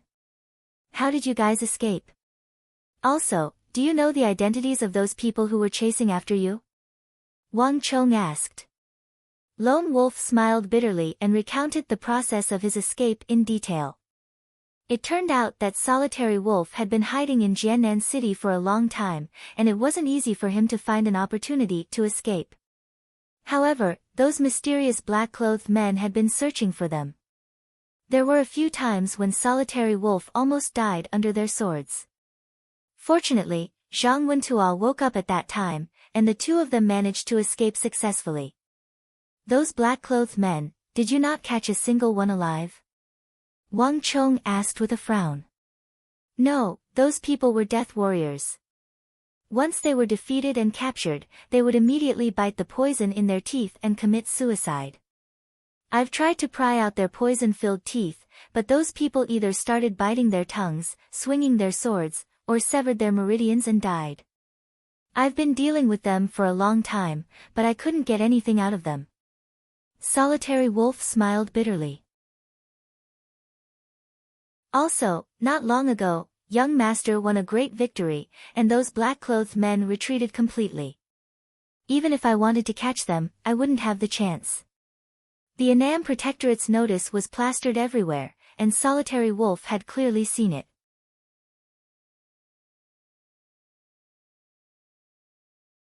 Chapter 640. Where is Governor Zhang? Bring him to me. I have something to ask him. Wang Chong said. Everything that had happened in the southwest could be traced back to the Battle of Dao Sword Pavilion, where Zhang Wentuo had raped and murdered Jelifeng's wife and daughter. Right now, the entire Tang dynasty was under the impression that Zhang Wentuo had died in the battle with Jelifeng in Sword Pavilion. Shielding and detaining an important official of the royal court was a heavy crime, and this was also the reason why Wang Chong was unwilling to let others know. Even his own father, Wang Chong, didn't want to let him know. Given his father's personality, there was a high chance that he would report this matter to the royal court. Given the crimes that Jelifeng had committed, if the royal court were to learn that he was still alive, he would surely be executed. Thus, no one could know that Zhang Wentuo was still alive. Gongzi, thank you for saving my life, but there is no longer a Zhang Wentuo, only a faceless man who has no face to see the world. Suddenly, a deep voice came from the cellar. In the light of the fire, a tall figure slowly approached. Even Wang Chong was given a fright upon seeing that person's face. Governor Zhang. What are you doing? Wang Chong stared at the figure before him. Where the face should have been, it had been replaced by a bizarre black mask. The black mask had no eyebrows or beard, as if it had been branded onto the flesh of the person's face. If not for the fact that Wang Chong had met Zhang Qiantuo in the capital and recognized his voice, it would have been hard for him to believe that the black-masked man before him was the earnest and upright Jiannan governor, Zhang Qiantuo. Gongzi Wang, this is my own choice, so please do not interfere. If I, Zhang Wentuo, don't find out who killed my wife and daughter, don't find out the background of those black-clothed men, don't find out the true identity of those bastards who accused me of being disloyal, unfilial, heartless, and unjust, I will never remove this mask from my face. Zhang Wentuo has no face to face the world, no face to face his wife and daughter in death. Gongzi, please don't call me Zhang Wentuo anymore. Zhang Qiantuo has already died in battle in Jiannan, and the only thing Gongzi sees now is a faceless man who has given up all hope. I only have one goal in life, and that is to kill those bastards and uncover the truth behind Jiannan. Before that, I will never fall, never. The faceless man fiercely clenched his fists, which made a series of cracking sounds. His whole body trembled, and his eyes were bloodshot. The kind of anger and hatred that seemed to never be extinguished was enough to frighten anyone. My lord. Suddenly, Wang Chong and Lone Wolf exclaimed at the same time. They saw two streams of tears flow down from Faceless' black iron mask. However, the tears were extremely red. They were actually blood. Madam, wait for me. I will definitely avenge you. Definitely. The Faceless man almost roared out the last sentence. At that moment, Wang Chong and Lone Wolf were deeply moved when they saw the Faceless man weeping blood. A man does not shed tears easily, but only when he is deeply hurt. This was the first time Wang Chong had seen a man sobbing. No one could have imagined that the upright and courageous Jiannan commander-in-chief of the capital would turn into this blood-weeping Faceless man. Even after many years had passed, this sight still left a deep impression on Wang Chong. Mister, rest assured. This matter isn't just Mister's matter, it's also a matter of the entire Tang dynasty. As long as Wang Chong still has a single breath left in him, I will definitely help Mister uncover the truth.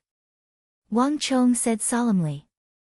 Zhang Wentua was a loyal and upright official of the Tang dynasty. If not for Lone Wolf saving him in time, he would have already committed suicide by now. As a loyal official of the Tang dynasty, he had guarded the borders for the Tang dynasty for decades. Such a person should not end up alone, with his entire family wiped out, carrying infamy, and feeling ashamed to face the world.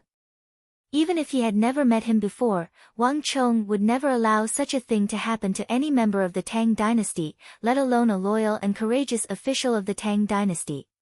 Young master, words cannot express my gratitude.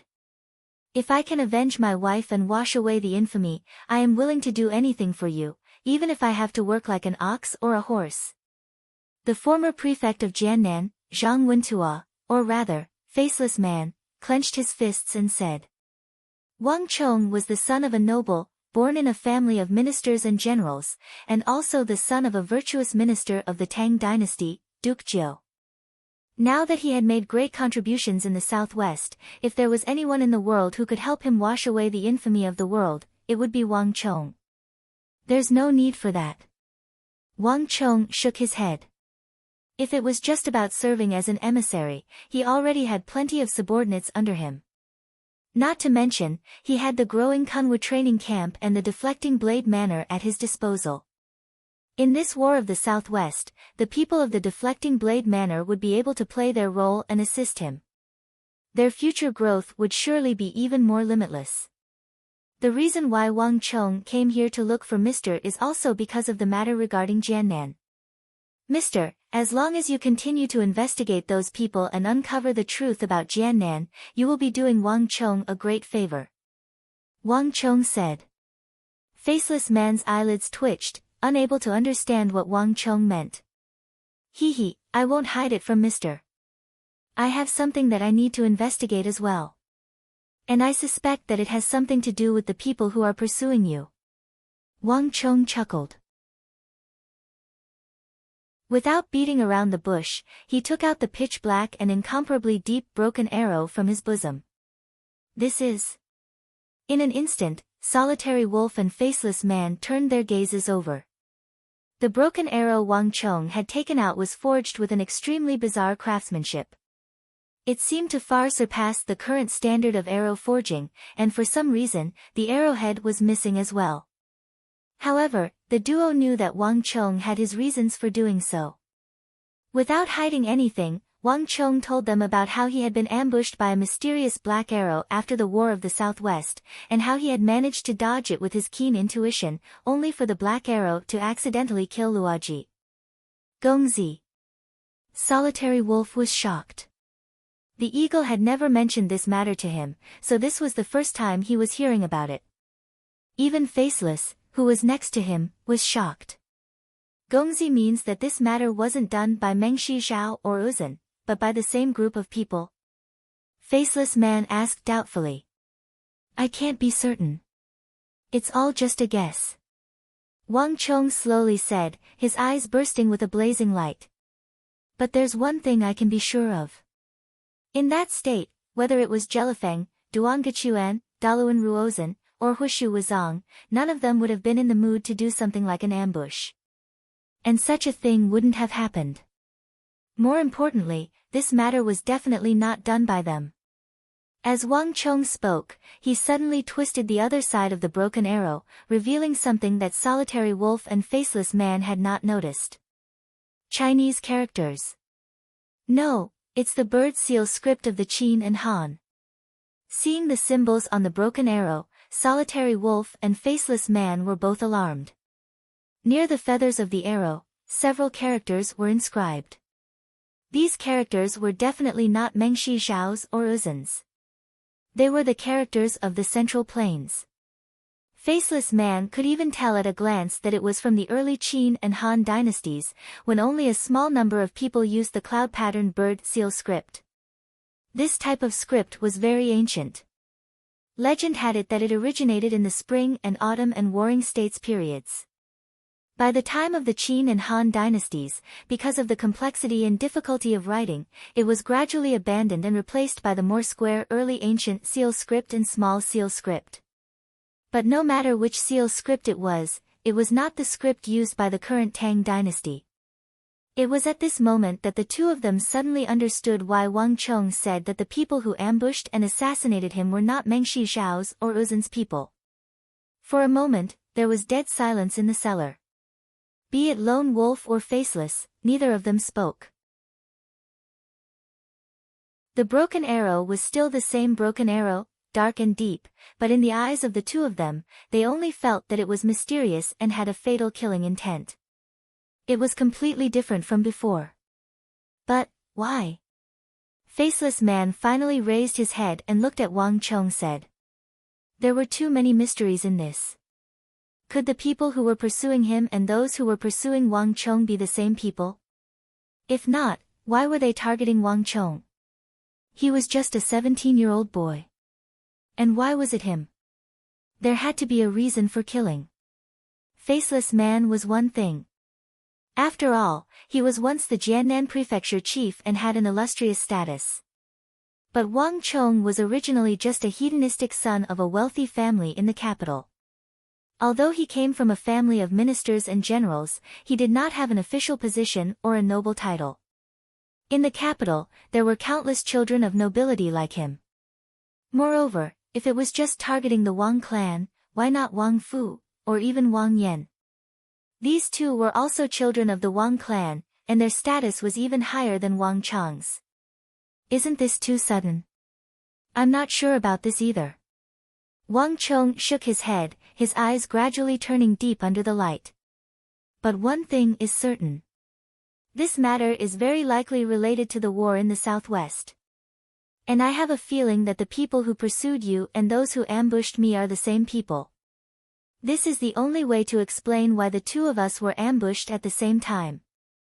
I don't think the war in the southwest is that simple. There seems to be another power hidden in the shadows, controlling everything from the shadows. Wang Chong said. Jelifeng truly did have ambitions for the Tang dynasty, but this ambition was not so great that he would immediately act against the Tang dynasty. Jelifeng had not been prepared. Otherwise, he would not have gone to seek help from Uzun. And he would not have volunteered to fight the Annam Protectorate on the Urai Plains in order to obtain Uzun's alliance. It was precisely because his wife and daughter had died in the Tang dynasty, raped and murdered by Zhang Wentua, that Jelifeng's wrath had been ignited, leading to the war in the southwest. And according to Lone Wolf, when he had entered Zhang Wentua's residence, he had indeed discovered the corpses of Jelifeng's wife and daughter. From this, it could be seen that although Jelifeng was ambitious, in the Jiang'a incident, he had been open and aboveboard. He had not used any underhanded methods. But if that's the case, just who could it be? What good would this do them? And who could have so much power?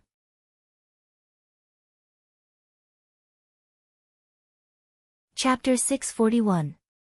He had investigated and found that the people pursuing him included the Tang people, Mengshi Zhao, Uzun, and even the Arabs. This was clearly not something any ordinary person or faction could accomplish. The war in the southwest involved the Tang dynasty, Uzun, and Mengshi Zhao, great generals like Hushu Wuzong, Daluan Ruozun, Duangachuan, and Jelifang. It involved 700,000 to 800,000 soldiers and millions of civilians. If all of this had been orchestrated by someone, if there really was a faction so powerful that it could toy with so many empires, so many famous generals, so many soldiers, and so many civilians in the palm of its hand, Solitary Wolf couldn't help but shiver at the thought. Deep in his heart, Solitary Wolf was more inclined to believe that all of this was a coincidence, that the people pursuing him and the people pursuing young master belonged to two different factions. I don't know. Wang Chong shook his head. As I said, all of this is just my conjecture. Perhaps it's true, perhaps it's not. But no matter what, there's one thing we can be sure of. Besides the Tang dynasty, Mengshi Zhao, and Uzun, there are other factions hidden in the undercurrents that we can't see. These people even dared to frame and kill a governor of the imperial court, and they even dared to assassinate me. They've already reached a certain level of boldness. The laws of the imperial court and the rules of the secular world can no longer bind them, nor are they of any use against them. So many people were present in the War of the Southwest, including all the generals of the Annam Protectorate, my father Wang Yan, and Protector General Xianyu Zhongtong. Even with so many people present, they still couldn't make them have any misgivings. From this, one can easily imagine just how bold they are. Wang Chong said with a solemn expression. Wang Chong was a person who had lived two lives, so he knew almost everything like the back of his hand. However, despite searching through his memories, Wang Chong was unable to find anything related to these people. At the very least, he didn't know anything about what happened to the Jiannan prefect, Zhang Qiantua. Somehow, Wang Chong had a feeling that he had come into contact with something that he had never come into contact with in his previous life. Young master, if you have any misgivings, leave this matter to me. I am a person who has died once, and no one knows of my existence. No matter who they are or how powerful they are, I have nothing to fear. In this life, I only live for one thing, and that is to uncover their true colors, to avenge Bin, Tong, and Madam, and also to wash away my grievances. As long as I can achieve this goal, I don't care if I have to go through a mountain of blades or a sea of flames, or have my tongue pulled out or my nose cut off. I have nothing left to lose. The faceless man looked resentful, and when he said the last sentence, he laughed bitterly. So what if he was powerful? So what if his background was mysterious? So what if his methods were brilliant and vicious? He was already a lonely man with nothing to lose, so what was there to be afraid of? Wang Chong and Lone Wolf looked at each other in silence. Wang Chong could feel the deep pain, hatred, unwillingness, and resentment in the depths of the faceless man's heart. It had to be said that all of this was completely out of Wang Chong's expectations. The former Jiannan prefect had become a faceless man, who only lived for revenge and wore a black iron mask. No one would believe it if they were to say it out loud. But when he thought about what Zhang Qiantua had gone through, it wasn't that surprising. Perhaps, handing this matter over to him is the best arrangement. Wang Chong looked at the blood-red eyes of the faceless man and thought. Whether it was him or Lone Wolf, they were still living under the sun. On the surface, there were still taboos and inconveniences. Although Lone Wolf was a little better than him, as long as he did anything, once it was exposed, he and the Wang clan would be implicated. On the contrary, the faceless man's traces of his existence had been completely erased. And in this cellar, no one had greater determination and boldness than him to investigate this matter. These thoughts flashed through his mind, and Wang Chong quickly made a decision. Mister, I'll leave this black arrow to you. If you want to track down clues, start with this black arrow. As Wang Chong spoke, he suddenly handed over the broken black arrow in his hand. I can't promise you too much, but I can promise you one thing. You won't be alone in tracking down the sword pavilion. From now on, as long as you need anything, I can provide it to you. Martial arts manuals, medicinal pills, manpower, the army, connections in the court and the army. I will do my best to provide you with everything you need. In this matter, The Wang clan and I will be your greatest backer and pillar of support. So no matter what you want to do it without worry. Tian. Wang Chong sternly said. Young master. Hearing this, the faceless man trembled all over, and his eyes revealed a look of excitement. The faceless man had personally experienced just how powerful and unbridled these people were. They didn't even care about the stately governor of the court. The fact that Wang Chong was willing to involve himself in this matter was already the greatest support he could receive. And in truth, given Wang Chong's background, the Wang clan's influence in the court, and Wang Chong's enormous contributions in the southwest, if he had Wang Chong and the Wang clan's support, this would be the greatest support he could receive in the Tang dynasty.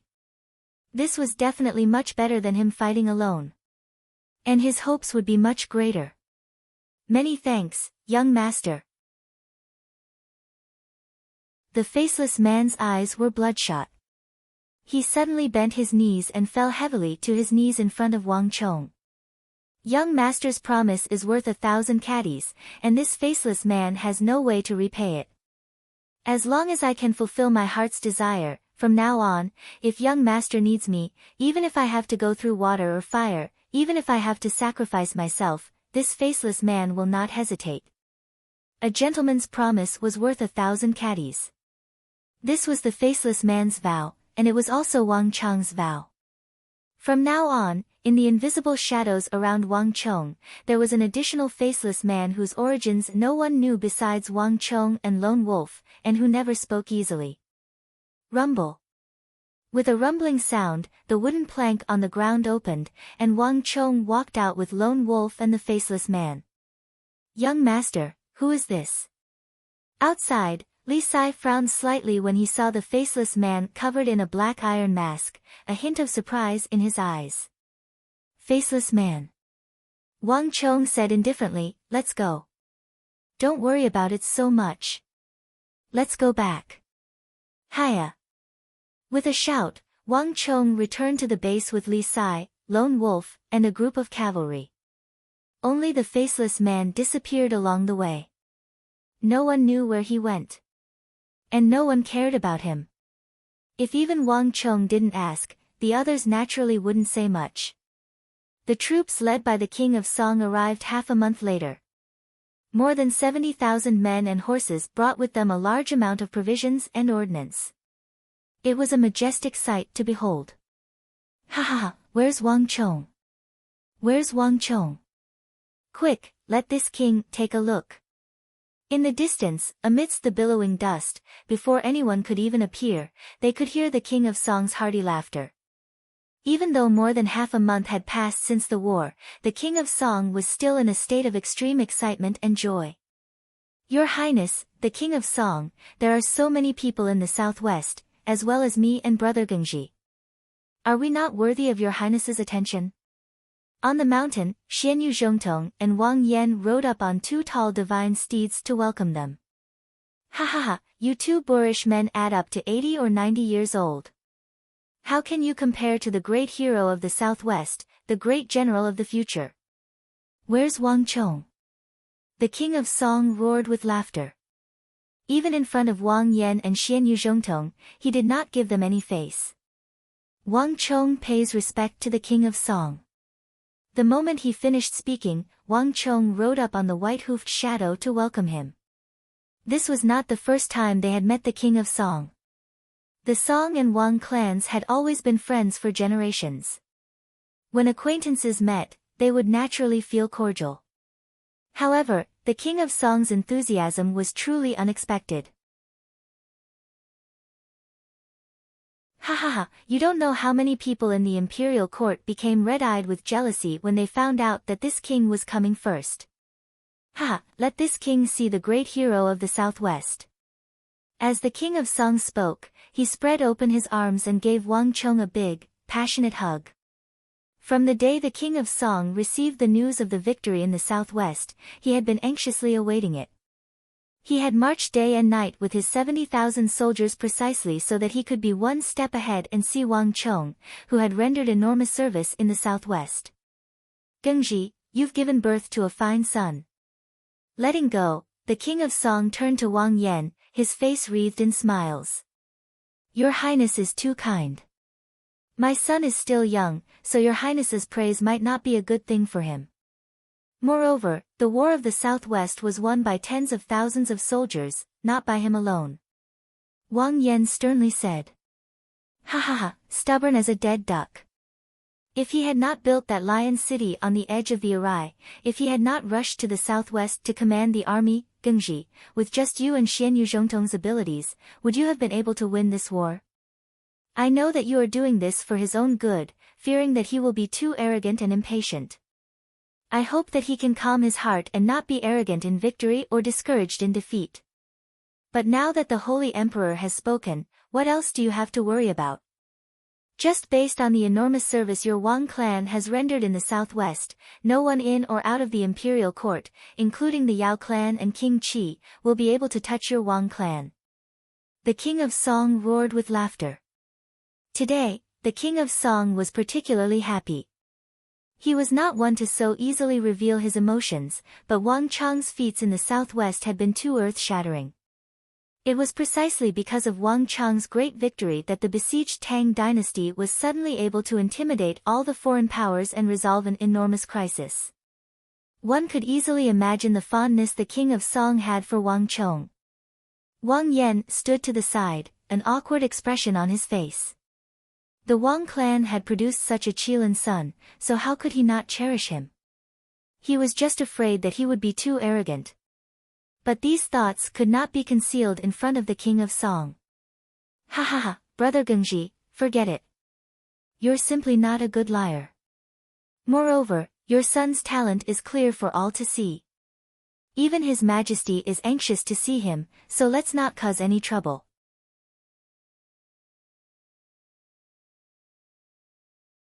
Chapter 642.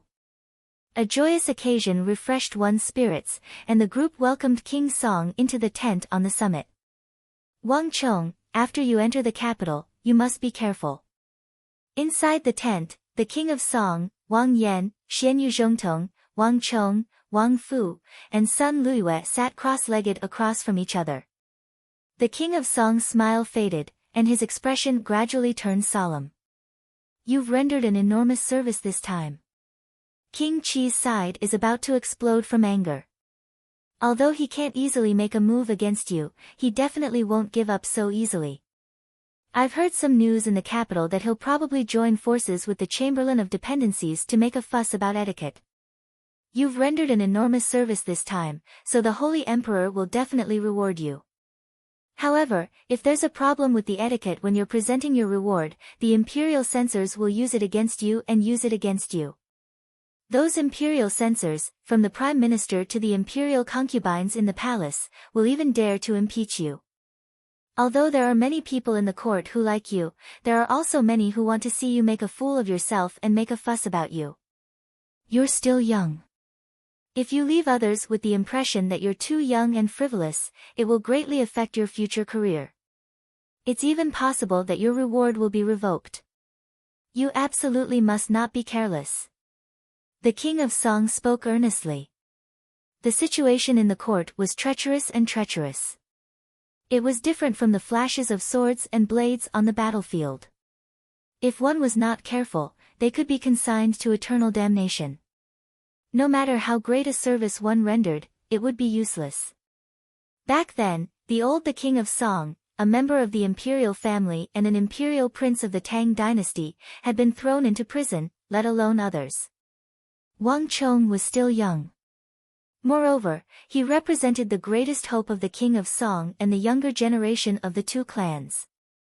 As an elder, the King of Song didn't want to see Wang Chong being plotted against over such a small matter. This was also the reason why he had come looking for him before Wang Chong returned to the capital. I've already had Grand Scholar Lu find an old servant from the Chamberlain of Dependencies.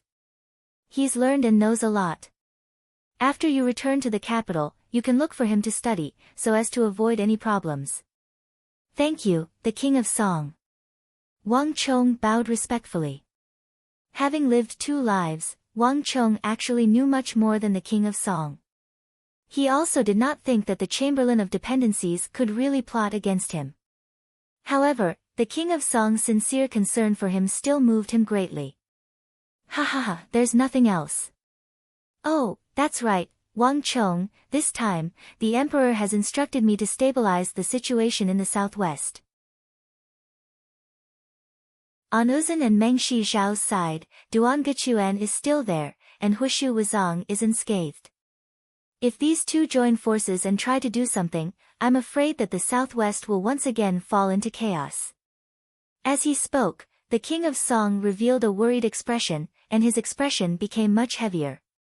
Duan Gechuan and Hushu Wuzong were both famed generals of the present age.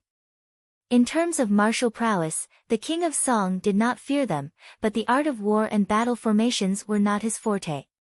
This was also why he had specifically asked Wang Chong for help. Ha, Your Highness, be at ease. They won't be able to join forces, and they won't be able to achieve anything. Even if they have the intention, I definitely won't give them this opportunity. Wang Chong looked at the King of Song and smiled. Oh. The King of Song's eyes brightened as he immediately turned to Wang Chong. In the tent, everyone else also turned to Wang Chong. There were many things waiting to be done on the southwest border, and Uzun and Meng Shizhao would always be a threat. If Wang Chong could resolve this problem, he would be able to resolve everyone's worries. This would be yet another merit. Chonga, are you serious? Wang Yan also spoke with a serious expression. Ha, it naturally wouldn't have been possible in the past, but now that we have the King of Song's 70,000 soldiers, everything is completely different.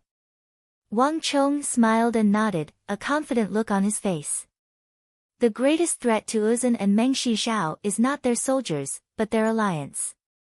In the past, I really might not have been able to do anything.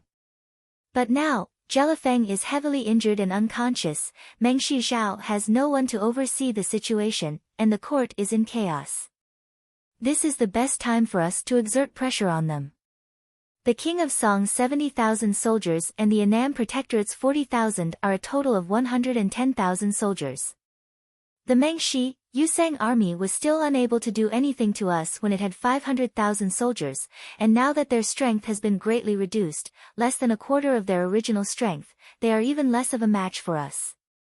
As long as we place these 110,000 soldiers on the shores of the Arai, where the Tang dynasty and Meng Shizhao meet, what choice does your highness think that Meng Shizhao will make in the face of internal and external troubles? Ceding land and paying reparations and submitting to the Tang dynasty will be their only choice. Wang Chong confidently said. Ceding land and paying reparations? In the tent, everyone turned to look at Zhang Xian in astonishment.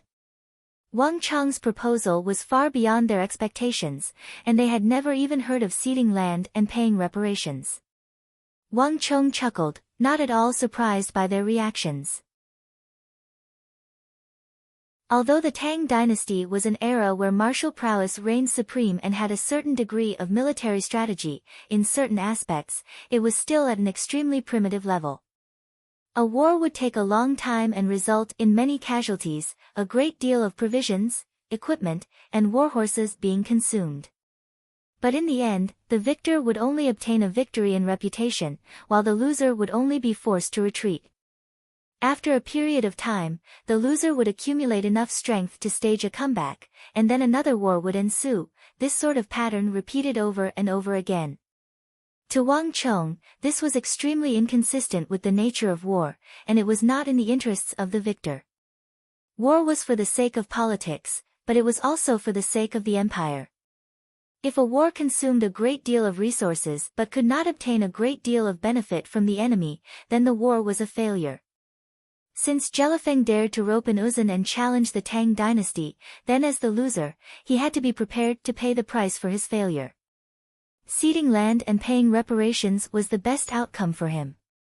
On one hand, it would let Meng Shizhao remember this lesson forever. On the other hand, the Tang dynasty would also be able to make up for the huge losses it had incurred, and even obtain benefits that far exceeded what it had paid. But what if Daluan Ruozan leads the Uzun cavalry and appears at this time? We're no match for them on the plains. Not far away, Sun Luyue, who had been silent all this while, suddenly spoke up. Uncle Sun, you're worrying too much. Even if Hushu Wuzong and Daluan Ruozhen lead more than 10,000 cavalry and charge down from the plateau, I'm confident that I can stop them. Moreover, the current Uzun cavalry is no longer the cavalry of the past. If Daluan Ruozhen attacks now, he'll be courting death. Wang Chong smiled slowly. The plague was spreading on the Uzun plateau, and there were no cows or sheep that could be eaten. Moreover, the people of Uzun had been eating Mengshi Zhao rice for a few days and were all unaccustomed to the climate. They were suffering from severe diarrhea. In a situation where their bodies were weak and their combat ability was greatly reduced, if Daluan Ruozhen still dared to attack the Tang dynasty, then he would truly be an idiot. In fact, Wang Chong could not wait for him to attack the Tang dynasty at this time. Ha ha ha, hearing Wang Chong's words, everyone in the tent burst into laughter. In this decisive battle, Daluan Ruozhen and Hushu Wuzong had been wiped out by Wang Chong's Li Sai, forcing them to use Mengshi Zhao's rations. As a result, the majority of the soldiers suffered from indigestion, vomiting, diarrhea, and diarrhea. This was a fact that everyone knew. In this campaign, in terms of strategy, Daluan Ruozhen had completely lost to Wang Chong. Haha, Daluan Ruozhen probably doesn't have the guts to appear before young Master Chong. Xianyu Zhongtong smiled as he stroked his beard. Everyone in the tent also smiled. As a famed general of the southwest, Daluan Ruozhen had used all his methods, but he had still lost to Wang Chong. This had also thoroughly cemented Wang Chong's reputation. It was not at all excessive to say that Wang Chong was now the #1 general of the southwest. In addition, the reason why the Uzun army dared to invade the east and enter the interior of the Tang dynasty was because they relied on Mengshi Zhao's army. Without Mengshi Zhao acting as a spy for them, they would never have dared to invade the east. Thus, as long as we can pressure Mengshi Zhao and force them to submit, we can break the alliance between Mengshi Zhao and Yusang. As long as the alliance is broken, no matter how bold Daluan Ruozhen is, he won't dare to recklessly invade the southwest. As he spoke, Wang Chong's eyes shone with a penetrating light. The eyes of everyone in the tent grew brighter and brighter. Even Wang Chong's father, Wang Yan, couldn't help but nod his head. Ha ha ha, good. Wang Yan, you truly did have a good son. Let's do it this way. Speed is of the essence in war. Today, I will arrange for 70,000 soldiers to be stationed at the Arai. Let's see if Mengshi Zhao will submit or not. The king of Song roared with laughter, slapping the table in praise. When he had first arrived, he had been worried about how to pacify the southwest, but after hearing Wang Chong's words, the king of Song felt his entire body relax. This originally arduous mission had become incomparably easy under Wang Chong's explanation. Rumble. With a single order from the King of Song, the 70,000 soldiers and the 40,000 Annam Protectorate soldiers began to march toward the Arai in the south like a massive war machine. Mengshi Zhao's reaction was even faster than expected. Jelifeng was unconscious, and when the 110,000 Tang dynasty soldiers appeared on the shores of the Arai, Mengshi Zhao swiftly submitted. The War of the Southwest had consumed several decades of Mengshi Zhao's savings, and Mengshi Zhao no longer had the strength to fight. Not even Duangechuan could reverse this situation. As for ceding territory and paying reparations, that was another matter altogether. By this time, Wang Chong had already begun his journey back to the capital. Wang Chong, the capital is up ahead. On the official road, Bai Siling rode a white horse and stood next to Wang Chong with Zhao Yadong on his left and right. Next to them were Su Hanshan, Fang Xianying, and the other students of the Kunwu training camp. After more than half a month, they had finally arrived at the capital from the southwest. Ha ha ha, look! The entire capital knows that we're coming back. Lanterns and streamers are hanging everywhere. Not too far away, Sun Jiming, dressed in his military uniform, suddenly raised a finger and pointed at the distant city gates excitedly. Everyone followed Sun Jiming's finger and saw that the gates of the capital were decorated with red lanterns, a rare sight even during the day. Through the gate, red light could be seen seeping out of the city. One could easily imagine how many lanterns there were in the city for them to emit such intense red light. Ha! Young master made such a great contribution in the south. Now that he's returning in triumph, half the capital has probably learned of his return. It's only right that he's been decorated with lanterns and streamers to celebrate.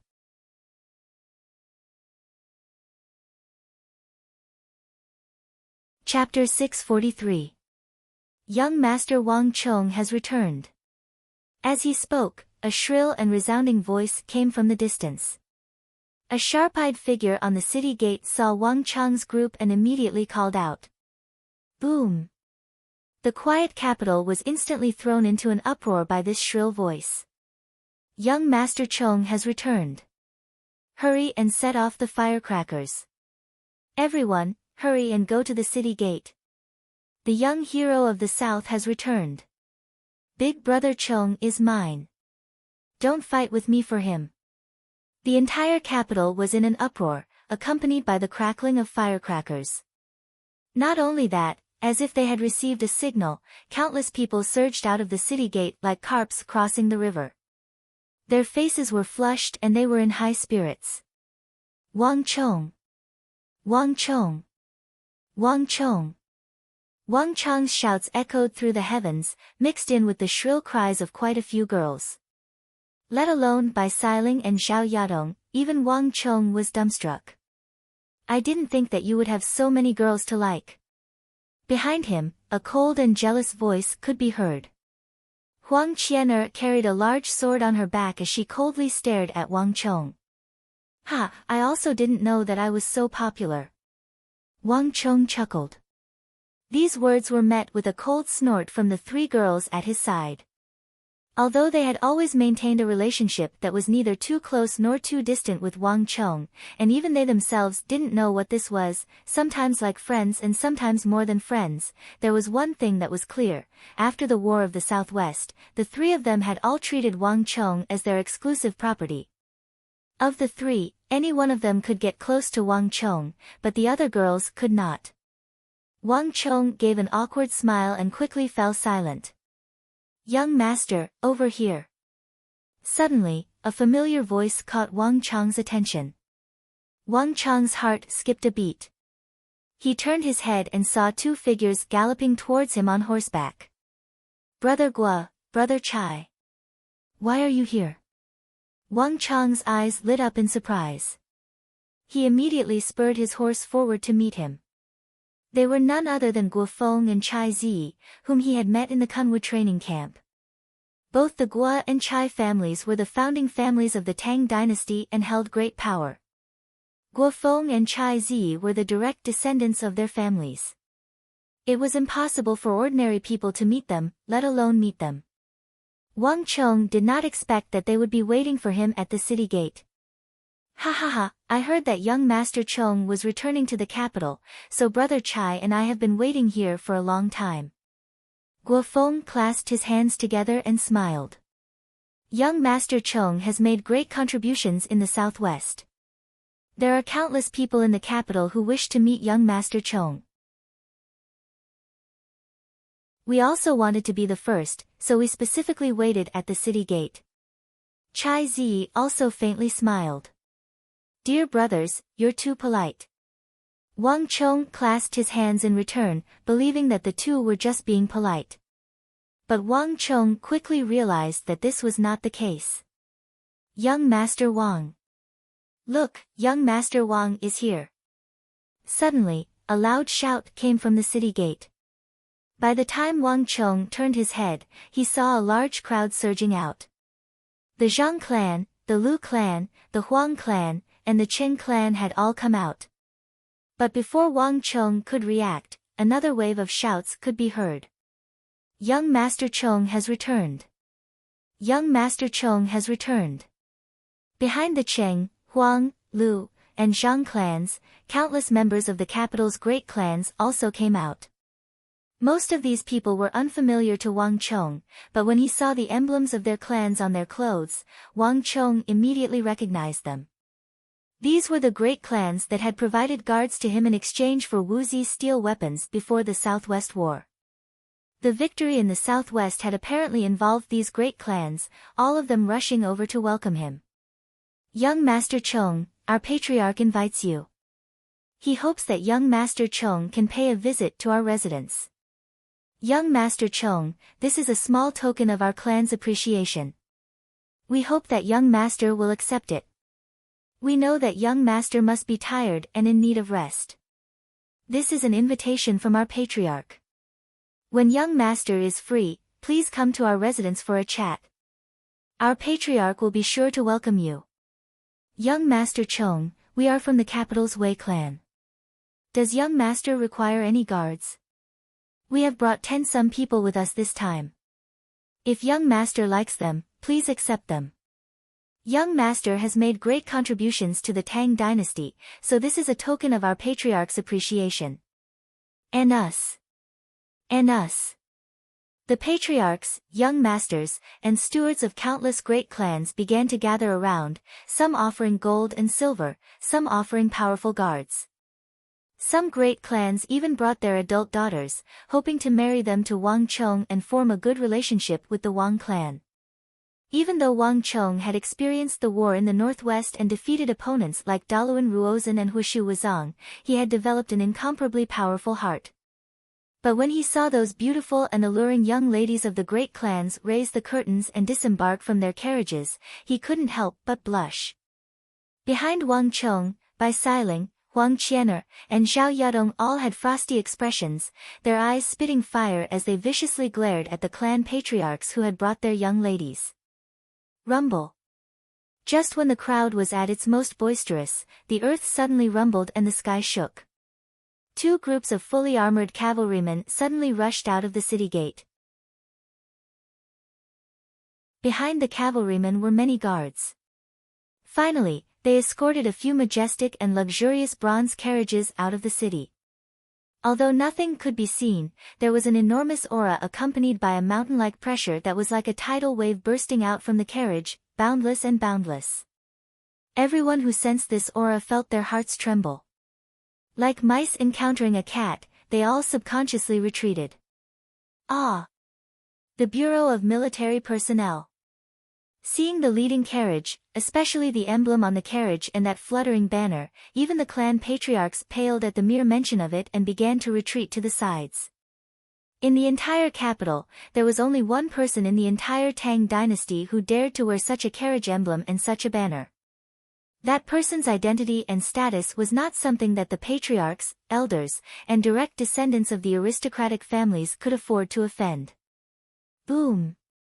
With a massive boom, the 2 groups of powerful Tang dynasty cavalry spread apart, flanking Wang Chong and his companions. Who goes there?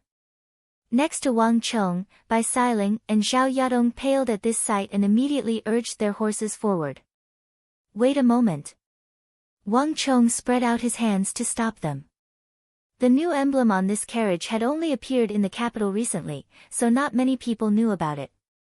But Wang Chong had seen it in the southwest. Bang!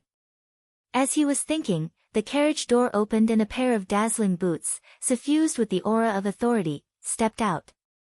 Dressed in the crimson robe of a first-rank official and wearing a jade python belt, the moment Zhangqiu Jianqiong's majestic figure appeared, everyone present couldn't help but lower their heads. The fierce tiger of the empire. Even if one cast aside the important status of Minister of War, this person before them still possessed the status of an influential imperial great general. In the War of the Southwest, Zhangqiu Jianqiong's Annam Protectorate had lost more than 100,000 soldiers, and the Southwest was in grave danger. Everyone in the capital knew that the moment the Southwest was lost would be the moment this new Minister of War would step down from his high horse. This was because if he had not left the Southwest on his own accord for the sake of fame and given Mengshi, Yusang an opportunity, the Southwest would never have ended up like this. Moreover, the new Protector General of the Southwest, Xian Yuzhongtong, had been recommended by him. But no one had expected that Wang Cheng's intervention in the southwest would not only prevent the Tang from losing a single inch of territory, but even turn defeat into victory, beheading more than 400,000 Mengshi, Yusang soldiers and achieving a major victory in the southwest. Xianyu Zhongtong and the 180,000 soldiers of the Annam Protectorate were not only free of blame, they had even rendered meritorious service. Zhangqiu Jianqiong had also been praised by the Holy Emperor for his ability to manage the army and his ability to judge people. His position as Minister of War was now as stable as a boulder. No one had expected this. From the sight of Zhangqiu Jianqiong walking down from the carriage, his face glowing, one could tell that he was in the height of his success. Young Master Chong. Zhangqiu Jianqiong walked down from the carriage and scanned the crowd.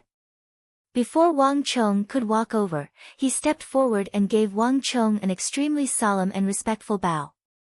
Zhangqiu has been waiting for a long time. Please accept my bow. Hua. Seeing Zhangqiu Jianqiong bow to Wang Cheng, the crowd fell into an uproar. No one had expected that Zhangqiu Jianqiong, the Minister of War, would bow to Wang Cheng in front of so many people. Even Bai Xiling and Xiao Yudong paled.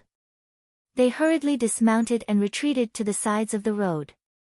Zhangqiu Jianqiong was the Minister of War, a fierce tiger of the empire, one of the few great generals of the Tang dynasty, and a first-rank official of the imperial court. No matter how he was related to the rebellion of the southwest, his status was unquestionable. In terms of rank, Zhangqiu Jianqiong was not one bit inferior to Mengshi, Yusang great generals like Daluan Ruozhen, Huishu Wuzong, or Duangechuan. Moreover, he was now the Minister of War, a true titan of the Tang dynasty. He was not someone that any of the great clans present could provoke. Bai Xiling and Xiao Yudong came from extremely ancient clans, but they still did not dare to act impudently in front of Zhangqiu Jianqiong. On this occasion, Zhangqiu Jianqiong had clearly come for Wang Cheng. This bow of his was not something that anyone else could accept. Lord Minister is too polite. Wang Cheng cannot accept this. Wang Cheng was also startled. He had not expected Zhangqiu Jianqiong to bow to him in front of so many people. He hurriedly reached out to support Zhangqiu Jianqiong's arm. In the War of the Southwest, young master has rendered great service to the Tang dynasty, benefiting the people, and is the great benefactor of my Annam Protectorate.